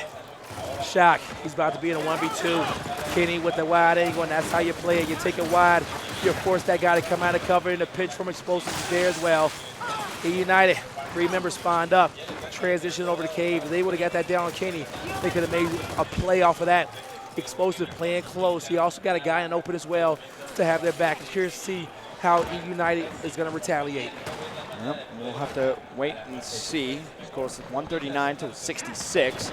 Optic do have control in this one. Mental as well picks up the instant kill on Jerpy, so United not looking in good shape here to pick up their second round of the game. Sniper rifle, Kenny B's hands. What can Kenny produce? Can he get some magic? Yes, he can. Headshot through the smoke. That's what I'm talking about. Who taught him that shit? Looks like he got a thermal on that bad boy. Clean headshot comes through from Kenny, looking for more. Looking good. He sees that target. He's going to pre-aim for the up A. Not able to catch the shot on the edge. He's going to get the down. Optic with a 2-hill advantage. They're not going to play for 3. They're going to hold off. They know United got to come to them. But Kenny may opt to beat them halfway. Going to reload the snipe. Bye-bye Lava. Not able to get it. Missing high right. B gets decapped. Lava falls. Rezik goes down as well. And Optic Gaming takes round number 4. It's interesting because to me, guys, this is just United maybe playing a little too slow here. Not kind of all on the same page. They pushed a couple of hills one by one. The rotations just haven't been as good as Optic Gaming. Optic Gaming, just nice rotations across the map. Yeah, they've been good, but they've also been close rounds as well. Optic's doing something well. You know, you heard Summons talk about it earlier. He says, hey, you know what? Sometimes we start off a little bit too slow, and we're not shooting for each other. You can see right now that they're doing a good job with that, making sure they have each other back, working that buddy system as well, calling out, saying, hey, I got your back. I'm with you. And it's showing in their team fights as well. You got on the kill board Derpy, 15 kills and 6 downs, looking good. We'll see this opening. It's going to come down to who can win the fight here in open. That's what we want to watch out for. Note Snipe and Embar now both on the map. That could have a pretty big impact here on the 5th round. Looking at Rezik, of course, trying to put some shots down, cover his teammates. 2 down low. Crash is going to be one of those teammates. And Rezik should be good to clean up mental and also get the revive if he wants to on his teammate. Oh, flank from Kenny. Where did he come from? How did he get there? And now he's putting some pressure. He's staying alive, but he's going to get flanked himself. He's looking for his reinforcements. He gets one. Icy is there to help as well. And now Optic should be able to get this B-Hill without any issues and get this power weapon as well. Yep, it's going to be sniped once again in Kenny's hands. Looking to try and get the headshot. Not going to connect. Crash is going to be one of the 2 players from United pushing down, and Kenny wisely backs away. Almost going to go down here, though. Needs to be careful. No, mental now. Actually coming in from behind here, and this could be a nice little push, but unfortunately Kenny falls. And now you're going to see he gets tagged a little bit with that M-bar. Top tables and Icy, we know how deadly he can be with this. Going to connect with that body shot. Not able to get the kill, but Shock and Jerpy, the duo, staying alive. Where you're running, Shock's running right to the hill. He's going to stay in cover. Icy cannot connect with the headshots, and he has no teammates in the area to clean up those kills. He just needs to play his life. Yeah, Optic Gaming have a huge lead. I mean, you see the score there on your screen, 76 to around about, what, 10 points now it's going to be? But as I say that, United do get a little bit of control here. A and B locked in. C-Hill is the only one Optic Gaming currently control. I see, though, with the M-Bar, just slowing down any aggressive push that United could go for. Icy's going to rotate over Cave. Going to have a target not able to connect with the timing of that charge. 4 Optic Gaming members turtling. They're about to run into the E-United wall. I don't know if I like this decision making. We'll see what E-United decides to do. Playing it smart, keeping their distance. They take down 2. Someone has to overextend right now to see if they have any resources on that side of the map. This is where you put the pressure on. This is where you make Optic Gaming make a decision. Is that coming through? It is. It's going to be Shock on one side. Now Icy has to decide, what does he want to do? Does he push down to B? Does he go over to C? And E-United play Optic Gaming's own game right back at him. And they will pick up that 5th round.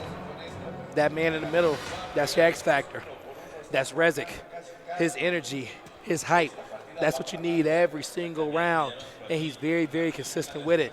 But him, Jerpy, you know, I love it. You know, I had a conversation with Attorney yesterday, and he says, you know what? I love Jerpy because he doesn't press sit. You know, he's not out here talking that smack, talking that mess on Twitter, letting his gameplay speak for itself, and he's making the rotations that his team needs. He's either winning a 1v1 to keep him alive, or he's clutching up a 1v2 to keep him alive as well and clutch up a trip cap. Jerpy right now, 19 kills, highest in the lobby. A sensational first half from him, but needs to keep that one going if United is going to have any chance of tying things up 3-3 at the half. Been close rounds, back and forth action, but it is up to Gaming still with that 3-2 lead. On board with Jerpy to kick things off here, and already scrambling away, backing away, and ceding the B-Hill to Optic. You're going to see these frag grenades going to hand to Summons as well. B-Hill cap out the Gaming. Both teams rotating, they're going to get these kills, trying to make the transition top tables. We're going to have some more kills on the board as well. Mental trapped between a rock and a hard place. He falls as well. Now, looking to push top tables. You got a lot of guys on statue, but they have the angles to win that fight. Let's not forget, 20-second respawn round here, so Death, you're down and out for quite some time. Icy will finally get his hand on M-Bar. And Chuck may need to be a little careful here. Jerpy does join in the action. Of course, Explosive trying to revive his teammates. Shots going down. Icy charging the M-Bar. Jerpy has to be careful. 3 players from Optic there, and that's what you have to be careful for. Icy clean headshot on Crash. He knows he has 2 guys over here by statue, actually 4 in this area, and they're playing this super wide. They know that oh my God, Yep. He gets another one. Can he get 3? Oh! Icy! Yeah. Icy! He's going to catch Jerpy. Oh. Jerpy That's what left you want. scrambling. Jerpy goes down. Now it's down to Crash. 1v5 on home hill. There's one. That's explosive. Can he find anyone else? Not going to happen. Trip cap domination coming through. Optic Gaming 4-2 lead at the half. Beautiful work there by Optic, making good use of it, but Icy turning up when he needs to. And when he makes plays like that, you know that his team is going to respond from that momentum. The air fist bump from Summons to Ashes, and let's not forget the 2-finger palm as well that comes through from Ashes to Icy. It's all smiles there, but when Icy's hitting shots like that with an M-bar, hell, I'd be smiling too. I would as well. All those beautiful faces up there. All right, let's see what goes down in this round. Folks, it is halftime. Gonna have a new set of heels, new strategy. Respawn timer's back to 10 seconds. Gonna kick this one off with Rezik. Rezik, key player in that first half for E United, but this first round here of the second half is going to be massive for United to get some momentum back in here. They said that Optic Gaming don't really like playing them on this map. Well, Optic don't seem to really care here. They have full control, it seems, and don't seem to be taking their foot off the gas pedal anytime soon.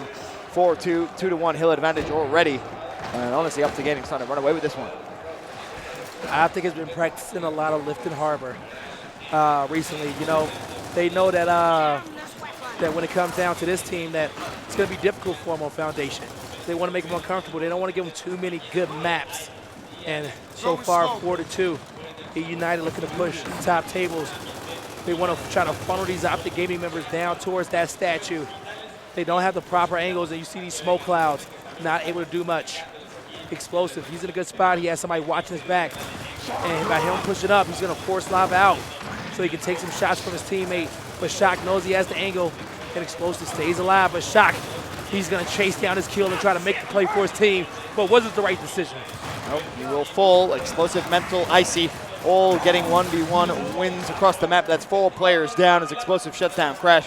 Jerpy, can you be CPR? That's the question, because guess what? You got a hungry Optic Gaming flying at you. The cavalry is coming off spawn, though. Jerpy can somehow make this play. He can keep E United in.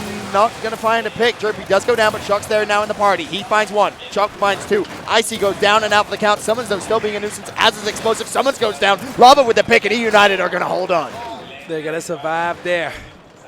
I think they didn't have enough time to make that rotation. With it being 10-second respawns, but they tried it. They tried to get in a spot to try to force that fight on home hill, and they did. Just didn't come on top. Now, Kenny is going to play aggressive, knowing that he got some help over the top as well. He's going to fall. Didn't see Shock till it's right. But E United needs to capitalize. You can't let Kenny do that to you.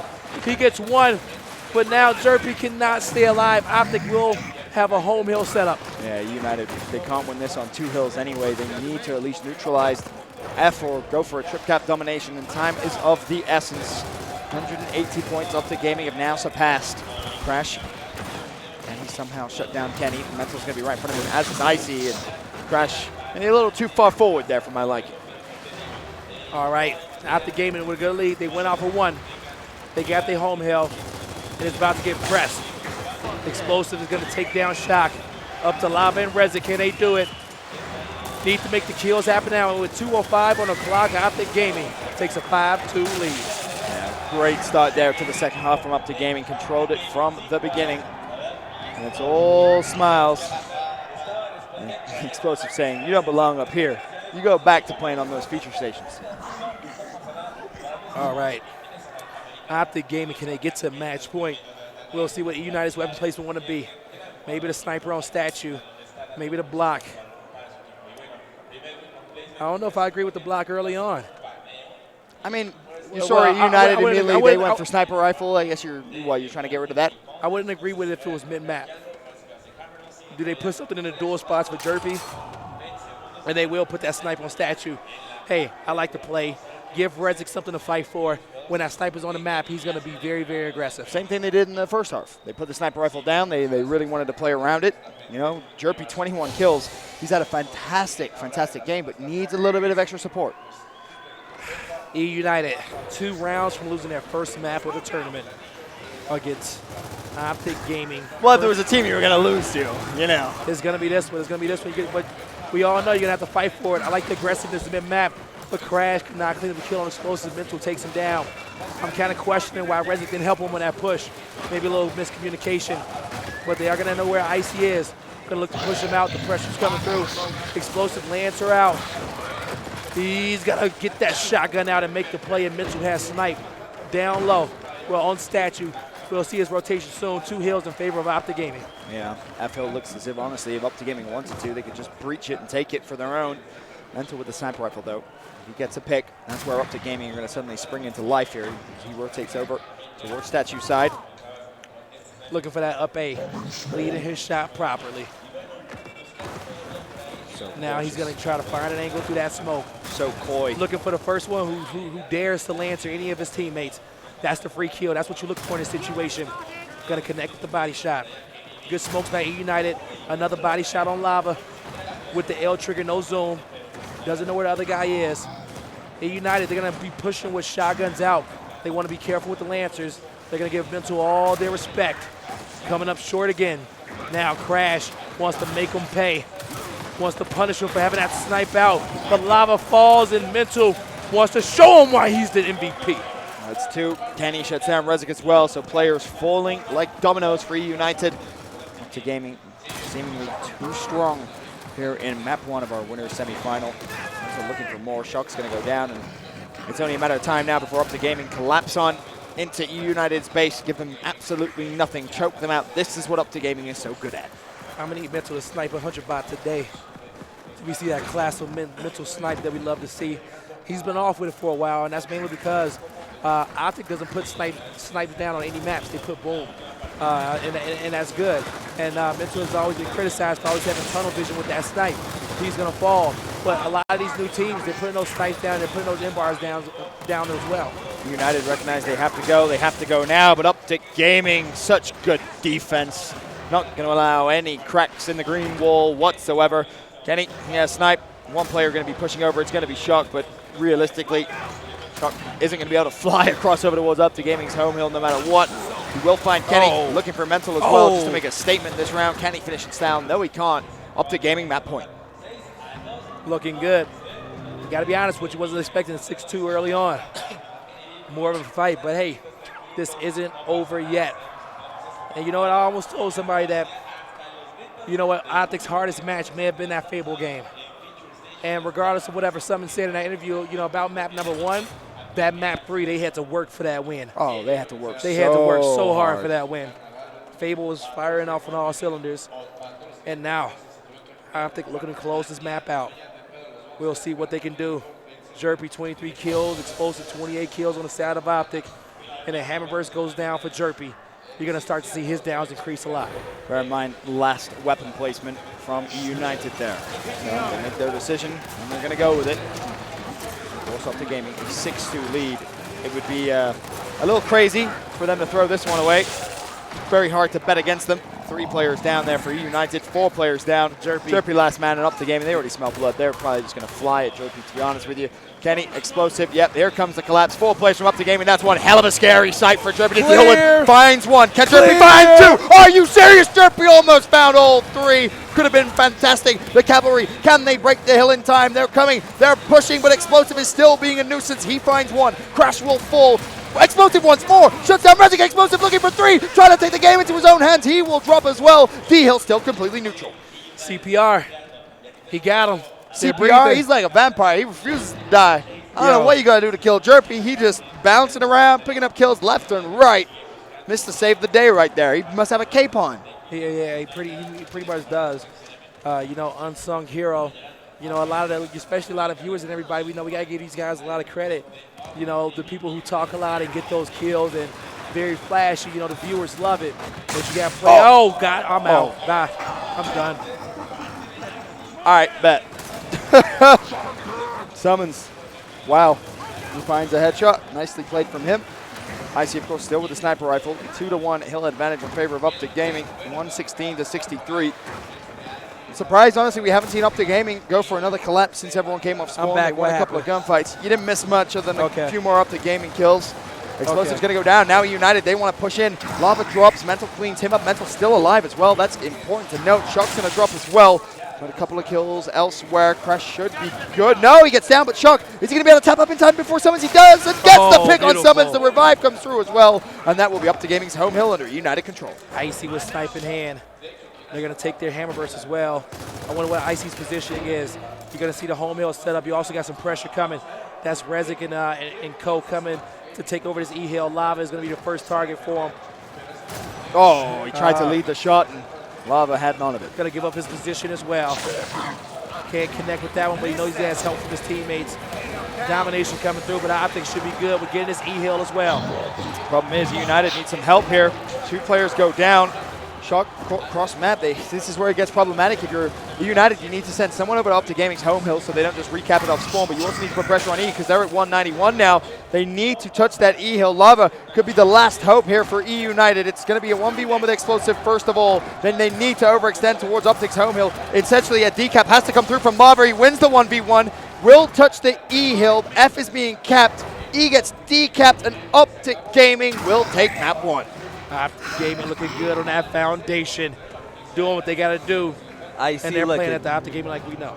Icy looking better than ever. Waldo, I have a question. Yep. E United, they looked a bit lethargic right there. Optic Gaming made them play the game the way they wanted to be played. Should E United be worried?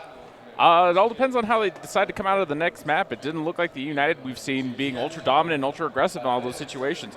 Optic Gaming was winning the aggressive fights, taking control of the map, and even playing the revive. So like you said, they look lethargic for United. And honestly, you know, this is a much better looking Optic Gaming than we saw versus Fable. They didn't start slow at all. They came out very strong. So United better pull it around, and now they've got to play Optic on lift. So good luck. Well, they better hope that Icy does not pick up a sniper on that map. Ben, how important is it to have a player that could just dominate the map with a power weapon? Oh, super important. If you have a player like that you can put any weapon down, M-bar, even a drop shot, sniper rifle, doesn't matter what it is. Yes. You have a player that you can trust in those situations. It can be game changing. Hell, we saw Toy Soldier do it yesterday with a sniper rifle. We've seen Icy do it time and time again. Hell, Kenny did it that game as well. Like every one of the players can go clutch, and that's what makes Optic Gaming so scary. Right. It isn't just one player. Hell, I would trust any one of those players, maybe except Mental. Mental's been a little off. We mentioned it in the cast, but I think we have to say it again. His sniping this event has been borderline shambolic. Yes. E United, they will have to pick it up soon in order to make this a worthy game against Optic Gaming, but we will send this to a video about E United.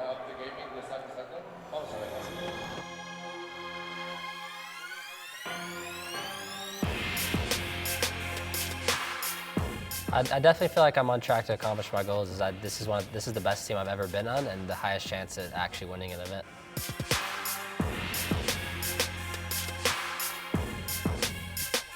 This United team, I think I've really found a home here. These 4 teammates that I'm sitting alongside every event, I want to be with them for the rest of the season. I love these guys. They're great in and out of the game.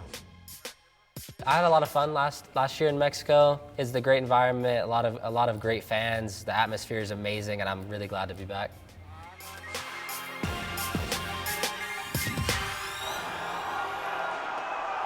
Just like we saw Ribs take out his former team, is it possible that Lava can step up to take out Optic Gaming? Absolutely. Definitely can, especially with the assistance of Shock. We talked about the chemistry those guys have. They know how Optic Gaming play. The problem is now their backs against the wall. They're 1-0 down. They're not looking as confident as we've seen them. The crowd is very much in Optic Gaming's favor. Well, the whole crowd, you keep seeing me look back. The whole crowd is in a corner of the venue. It's like ants. Ants found a little food in a corner or whatever and whatnot. But that's just a good game because you got world's best, Latin American favorite. They're going against Air Eternity. They may be in a map 3. But to focus up on this one.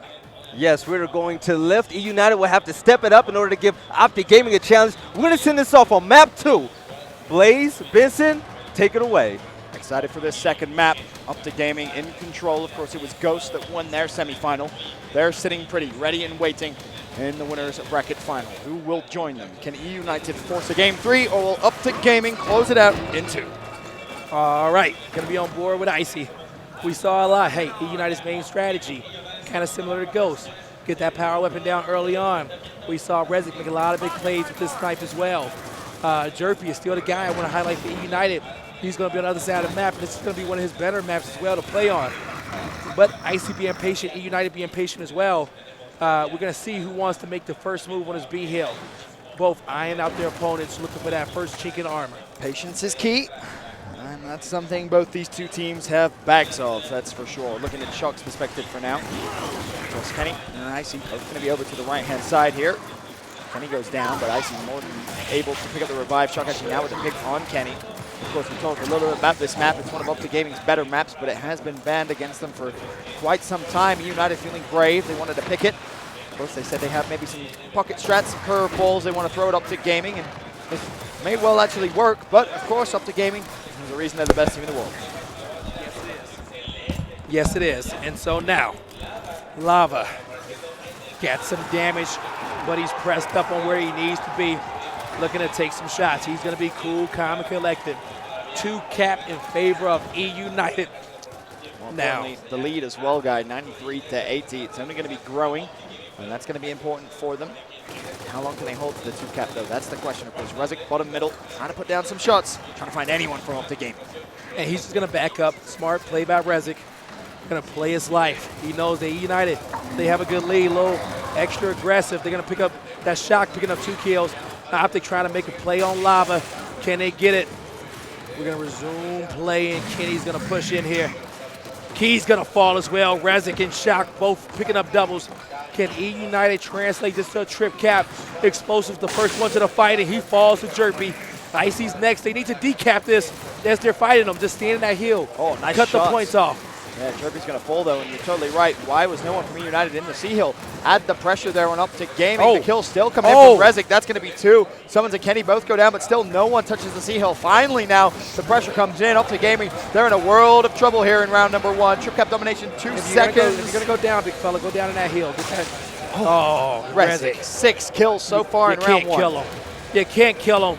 Between Kenny's him and overextending. Shock. Kenny's overextending. I think he may be able to touch He's the hill. got a 1v1 though. I think he's going to get inside the hill.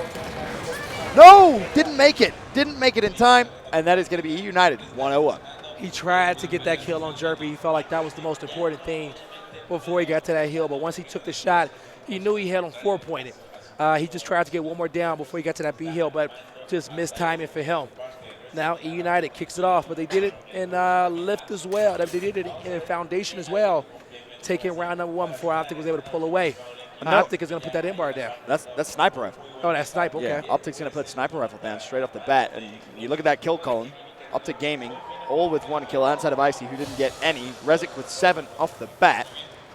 Beautiful performance from him, but again, you have to keep it going. You have to keep that momentum if you're E United. I'm pretty sure E United does not mind a sniper drop as well. Oh, they're going to love that. Thank you very much, Optic Gaming. And so what Rezik did is sometimes, you can walk through that smoke and you're just looking for that bullet trail to just kind of walk through and get a chunk. You also want to see if anybody else wants to push through that smoke as well. Nobody decides to go, tries to get a pick off on Icy. He's going to back up. Sniper's still going to be down on that platform. You got Shock and Rezik, Icy and Kenny, 2v2. Both being patient, waiting for their teammates to make plays elsewhere. And they got the down explosives, and Shock is going to mobilize on this. Yeah, Shock recognizes, hey, we got 1 down. Now can they pick up the kill? But it's going to be Kenny now that springs into life. Could catch Rezik completely off guard here. Rezik now in a 1v2. He's going to be collapsed on. Kenny's going to go for this. Optic Gaming, they feel they're confident, and they will find the pick. Shock kind of left his teammate out to dry a little bit there. They tunnel visioned on the play that was down in an explosive, and now Optic Gaming will claim that prize, 2-1 hill advantage. And honestly, you see Kenny's intent. He's flying at sea. Yeah, they got baited. And what you saw was Optic Gaming just take full control and full advantage of E United rushing for that kill. Now, snipes in the hand of Icy. Can't connect, but the 2-hill advantage in favor of Optic Gaming.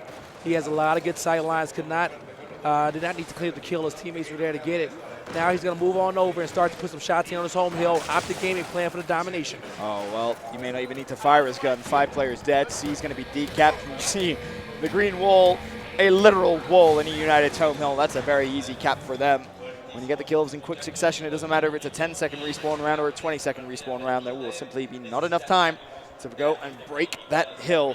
A good response from Optic Gaming as we tie it up 1-1. All right. E United. Let's see what they want to place down. Their first weapon selection, and maybe Hammer Burst. Give Jerpy his weapon. That's what he wants. He's going to be able to put down a lot of fire, get a lot of downs with that. This is going to work out well for E United. I like the selection. We'll see going into this round how things will fare out. You got Kenny with 5 kills, Mental with 4. Down there on the United side, you got a player with 7 kills. Start of round 3. Of course, our respawns now up to 14 seconds. Kenny on your screens. Once again, you're going to have that familiar fight over for that sniper rifle, the 2v2. Last time it was United that kind of got baited a little bit into making maybe a bit of a misplay there. Struck a little too aggressive on trying to clean up explosive. Kenny immediately springs into life, and you can see Kenny now just such a patient player, waiting for any sign of weakness. And if he gets that sign of weakness, you better believe he's going to capitalize. Oh, yeah, he's going to just push right on through and just take advantage of you. And it's never a pretty sight. This just became a game of chess. It really did. And this is good. You know the last time we saw this, right? London. Between these two teams? Between these two teams. Saw this exact same gameplay. And it was such a treat. Both teams playing these early rounds like execution. And I love it because you win the fight, and whoever wins that team fight usually is going to come out with control. They're being patient on this home hill side of the map because Jerpy will not let you get through to that home hill without feeling his wrath in that hammer burst. Here's the problem. United have about half a second lead on Uptick Gaming. So if push comes to shove, Uptick Gaming will need to make a play at some point. That is true. They will lose if they continue to stay like this for at least another 2 minutes. But Mental tried to make something happen. Jerpy takes advantage. And look at that. Immediately, United recognize, hey, force the 2v1 with Summons. He shouldn't be able to take anyone down with him, but Summons, you know what he's like. He's an unbelievably clutch player. When you put him in those situations, he finds one. Oh, my Lord. That's unacceptable. Oh, that can't happen. And I said on the flip side, it was a battle between Jerpy and Summons because they both kind of play the same roles for these teams. And United made the right play. They took their man advantage. You get a kill, there's a man advantage somewhere on the map. But that time, Summons just embarrassed them. And they also had some extra fire coming across from the map as well, from mid-map. But you still got to win that and connect with your shots. Definitely do. Now looking at Mental's perspective, he's going to be full red, but wants to challenge Rezik anyway. Shuts him down. Shock instantly there for the trade, but it's up to Gaming. 2-1 Hill advantage. They have a 15-point lead as well. Pressure on United. They want to try and retake that A-Hill. New snipe should be up soon. Shock. Going to get a headshot. And he's being patient.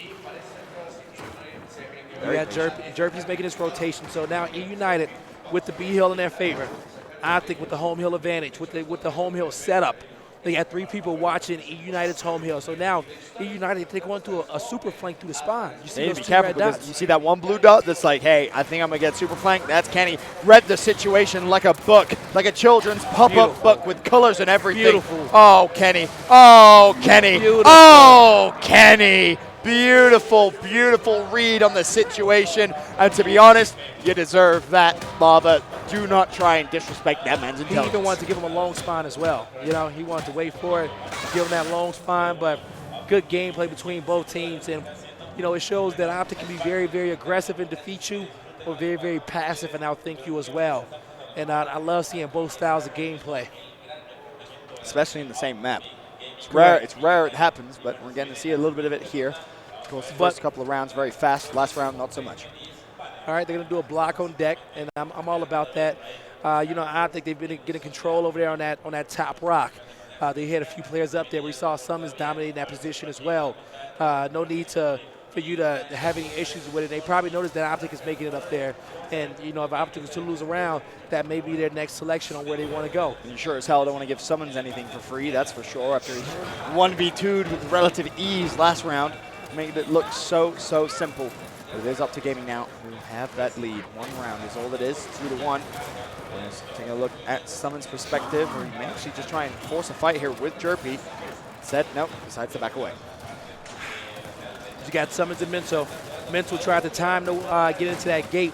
If you're new to the stream, it takes 45 seconds before that gate to open up.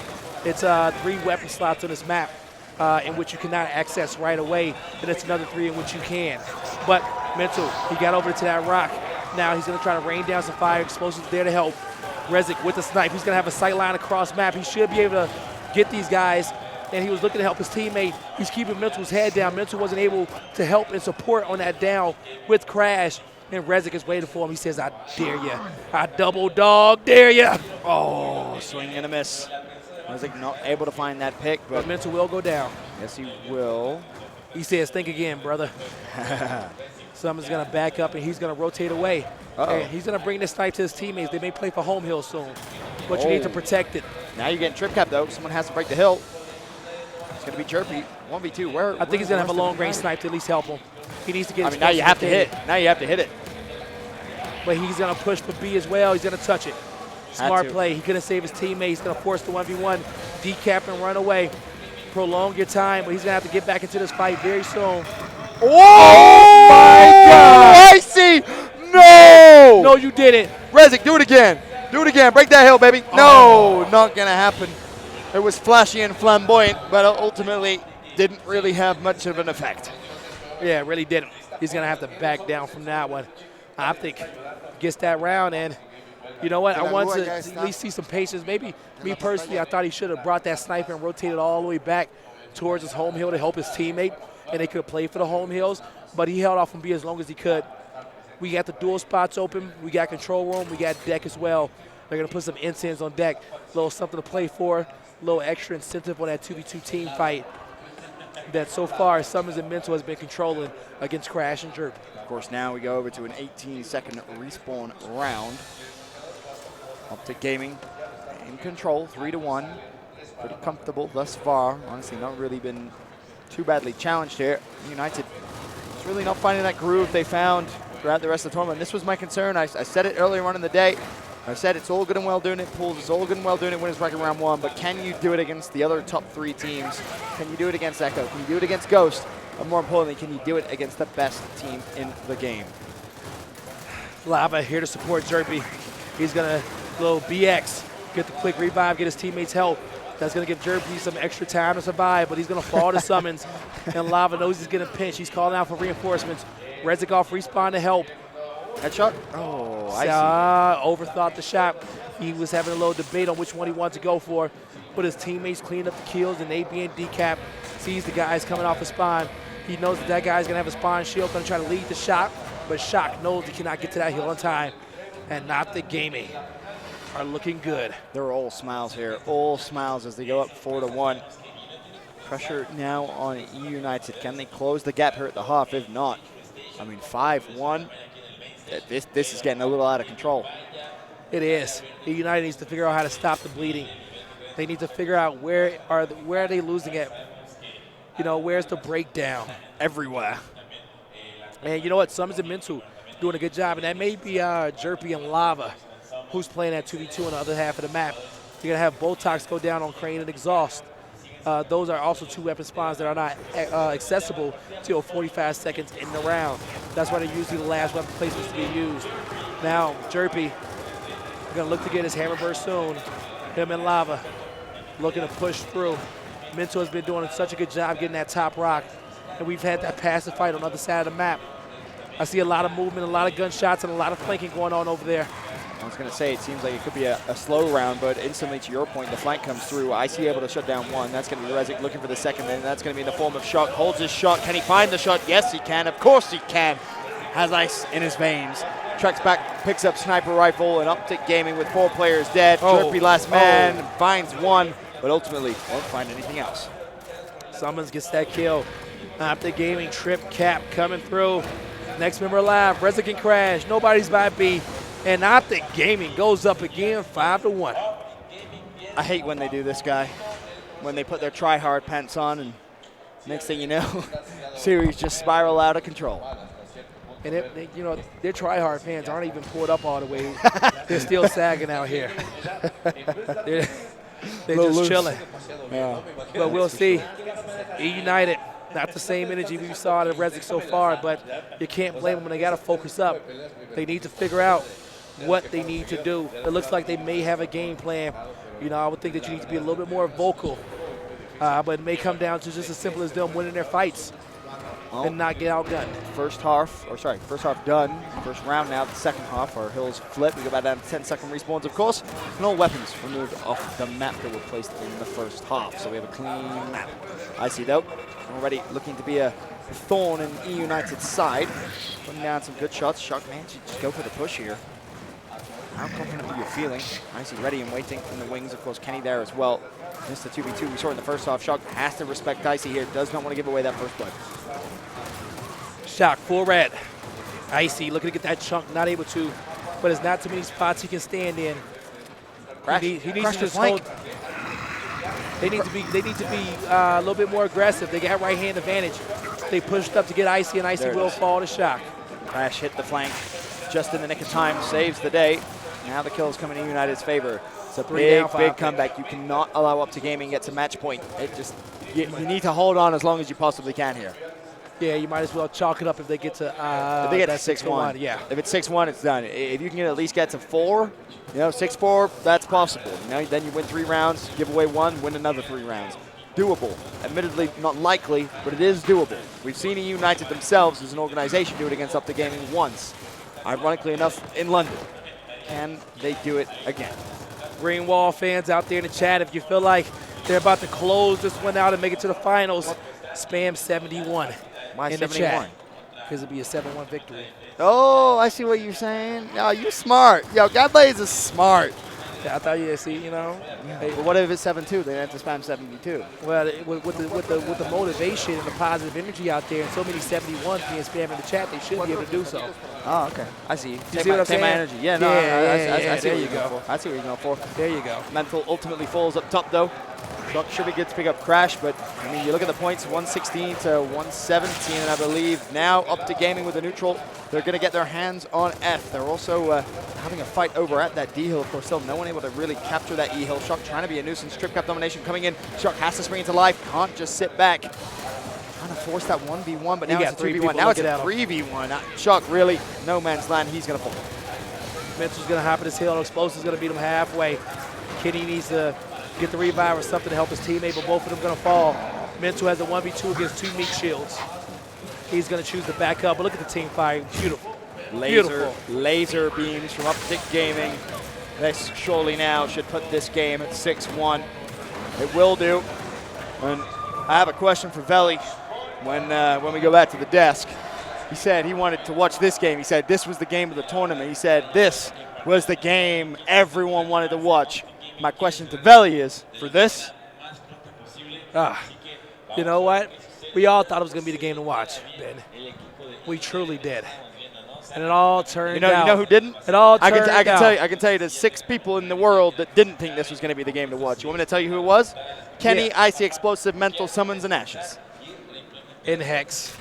Yeah, shout out to Hex, too. 7 people. I give you Hector, too. You give me Hex, I'll too? give you Hex, Okay. too. Well, then we have to include Jay, too. Let's not forget Jay. So then that's 10 of the 8. And then we got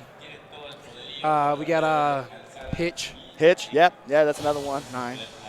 We got all the Green Walls fans. That's like So that's like what? that's like Couple mil? 20,000. 20,000 in the Twitch chat that's watching. Right, that's probably true. You know what I'm saying? Shout out to the Green Wall out there. Show you're having fun. Watching Update Gaming. Slap around United with, to be frank, relative ease. Icy draws first blood. Boom shot, of course, was placed. Crash responds with a pick on Icy, but Mental, he's going to instantly trade out Crash. And to be honest, this one is pretty much done. The fans in the venue, they're all watching World's Best right now. No, every single fan is at the side station. Yep. They're all watching those games. We're gonna have to get you guys a score update on that. I mean, did you blame them, guys? No, I don't either. Especially with this map. We're gonna have to try to get you guys an update on round counts, map counts, who's winning, and get you guys all that intel because there's some crazy matches going on. Sounds like a job for Intel Vel. It really does, doesn't it? We'll see if he can put on his old big boy pants and get the job done. He can find out all the other juicy stuff. He should be able to get that intel as well. He may be able to borrow some big boy pants from Up to Gaming because they are slapping United around here. This has not been pretty. Another 2 kills coming in their favor. Trip cap domination. Will Up to Gaming be able to close it out here? E's going to be broken. The downs are coming through, though.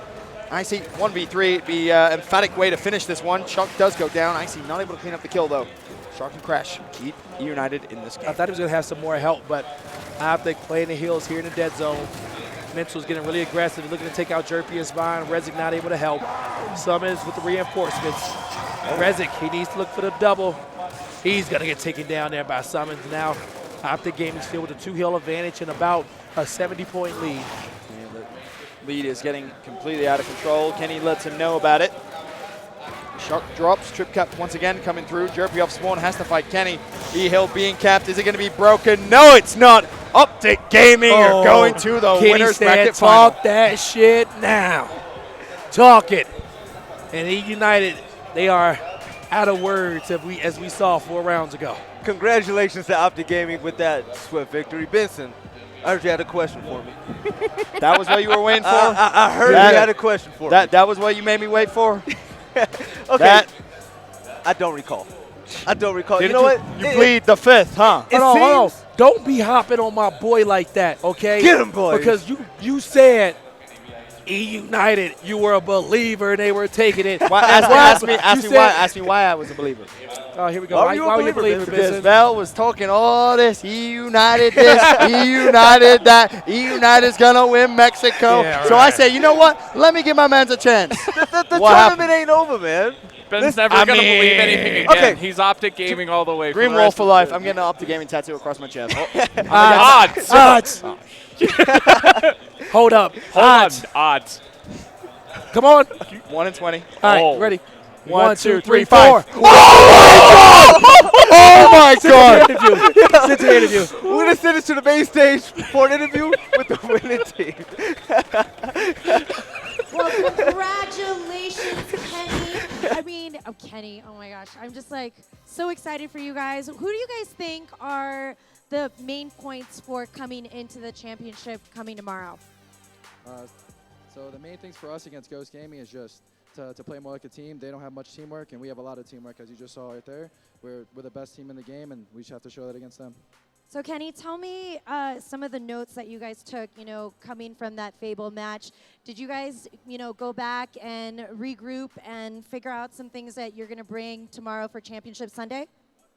We sort of did. Like I said in the post-game interview, we just needed to get out of playing individual and start playing like a team. And as long as we do that tomorrow, like I said, we'll win. We're champions. This is what we do.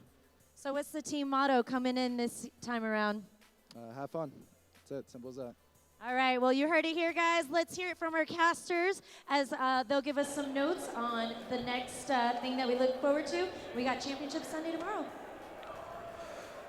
Bold words from Kenny. He said, basically we won because we played as a team. They're pretty terrible as a team. Waldo, what happened to E United? That wasn't E United we saw all tournament long. That was a mental block. I don't know if they talked to Echo Fox and decided to inherit that from them, but, E United dodged less bullets than the one that Benson just dodged right now when trying to get that Optic Gaming tattoo. It was absolutely terrible. They were getting crossed out all over the map. They lost control. They weren't playing their fights. Literally did not look like E United that we've seen the entire tournament. Damn.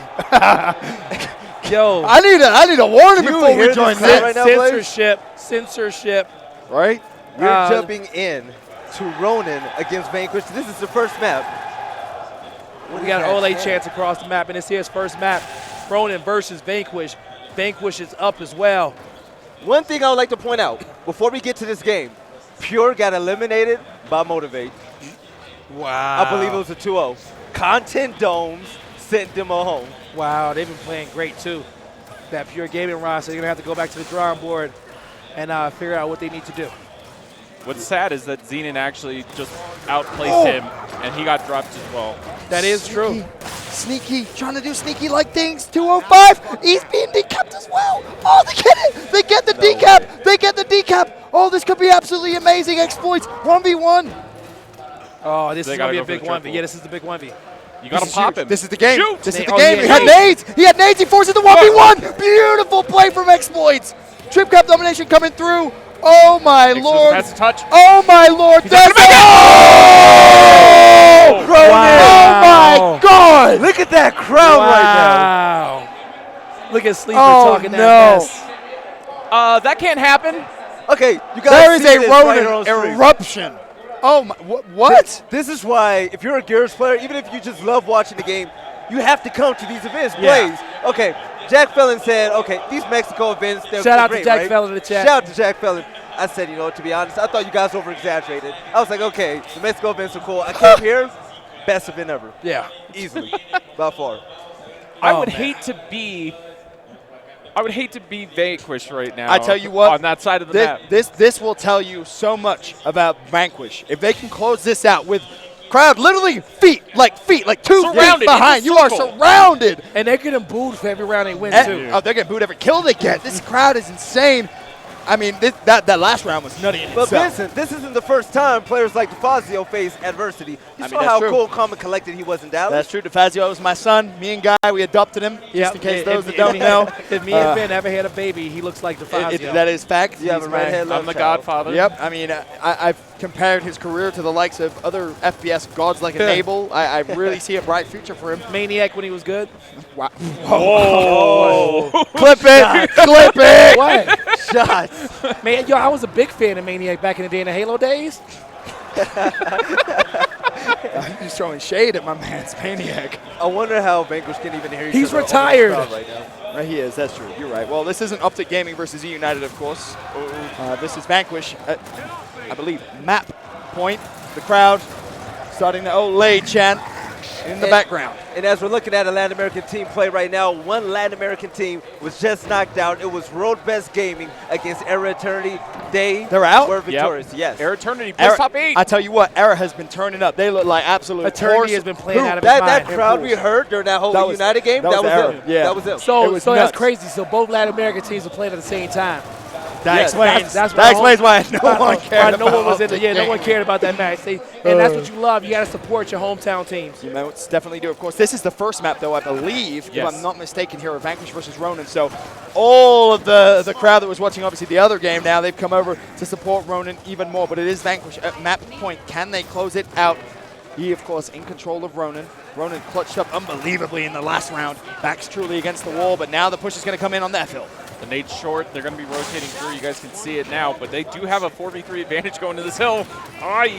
Use that right hand. They shouldn't be the aggressors in this fight. Oh, no. Right. Vanquish, you are throwing this one away. They're choking so hard right now. Hezi, last man alive. Waldo, we've seen Ronan play all weekend. We've spoken about him all weekend. But what about this Vanquish squad? What makes them so special? I don't know what makes them special right now. They're really getting beat right here, and they should be closing this out. Hold They have on, the chance hold on. Sneaky to the rescue. Hezi's there. The cavalry comes flying in. Ronan trying to get the trip cap domination, but no. Vanquish denied. Hezi with a big